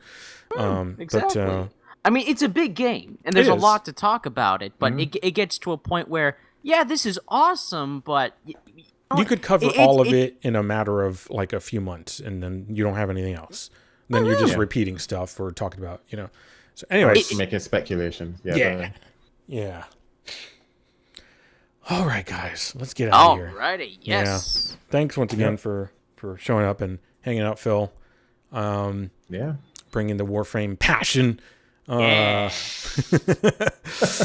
God knows I lost it years ago, but probably just a year ago. Yeah, it's fine. I enjoy the game for what it is now. Now I don't try to put anything on it or expect anything from it or anything like that. So it doesn't give me any shit because I don't let it, you know. It's just now I just, play whatever games.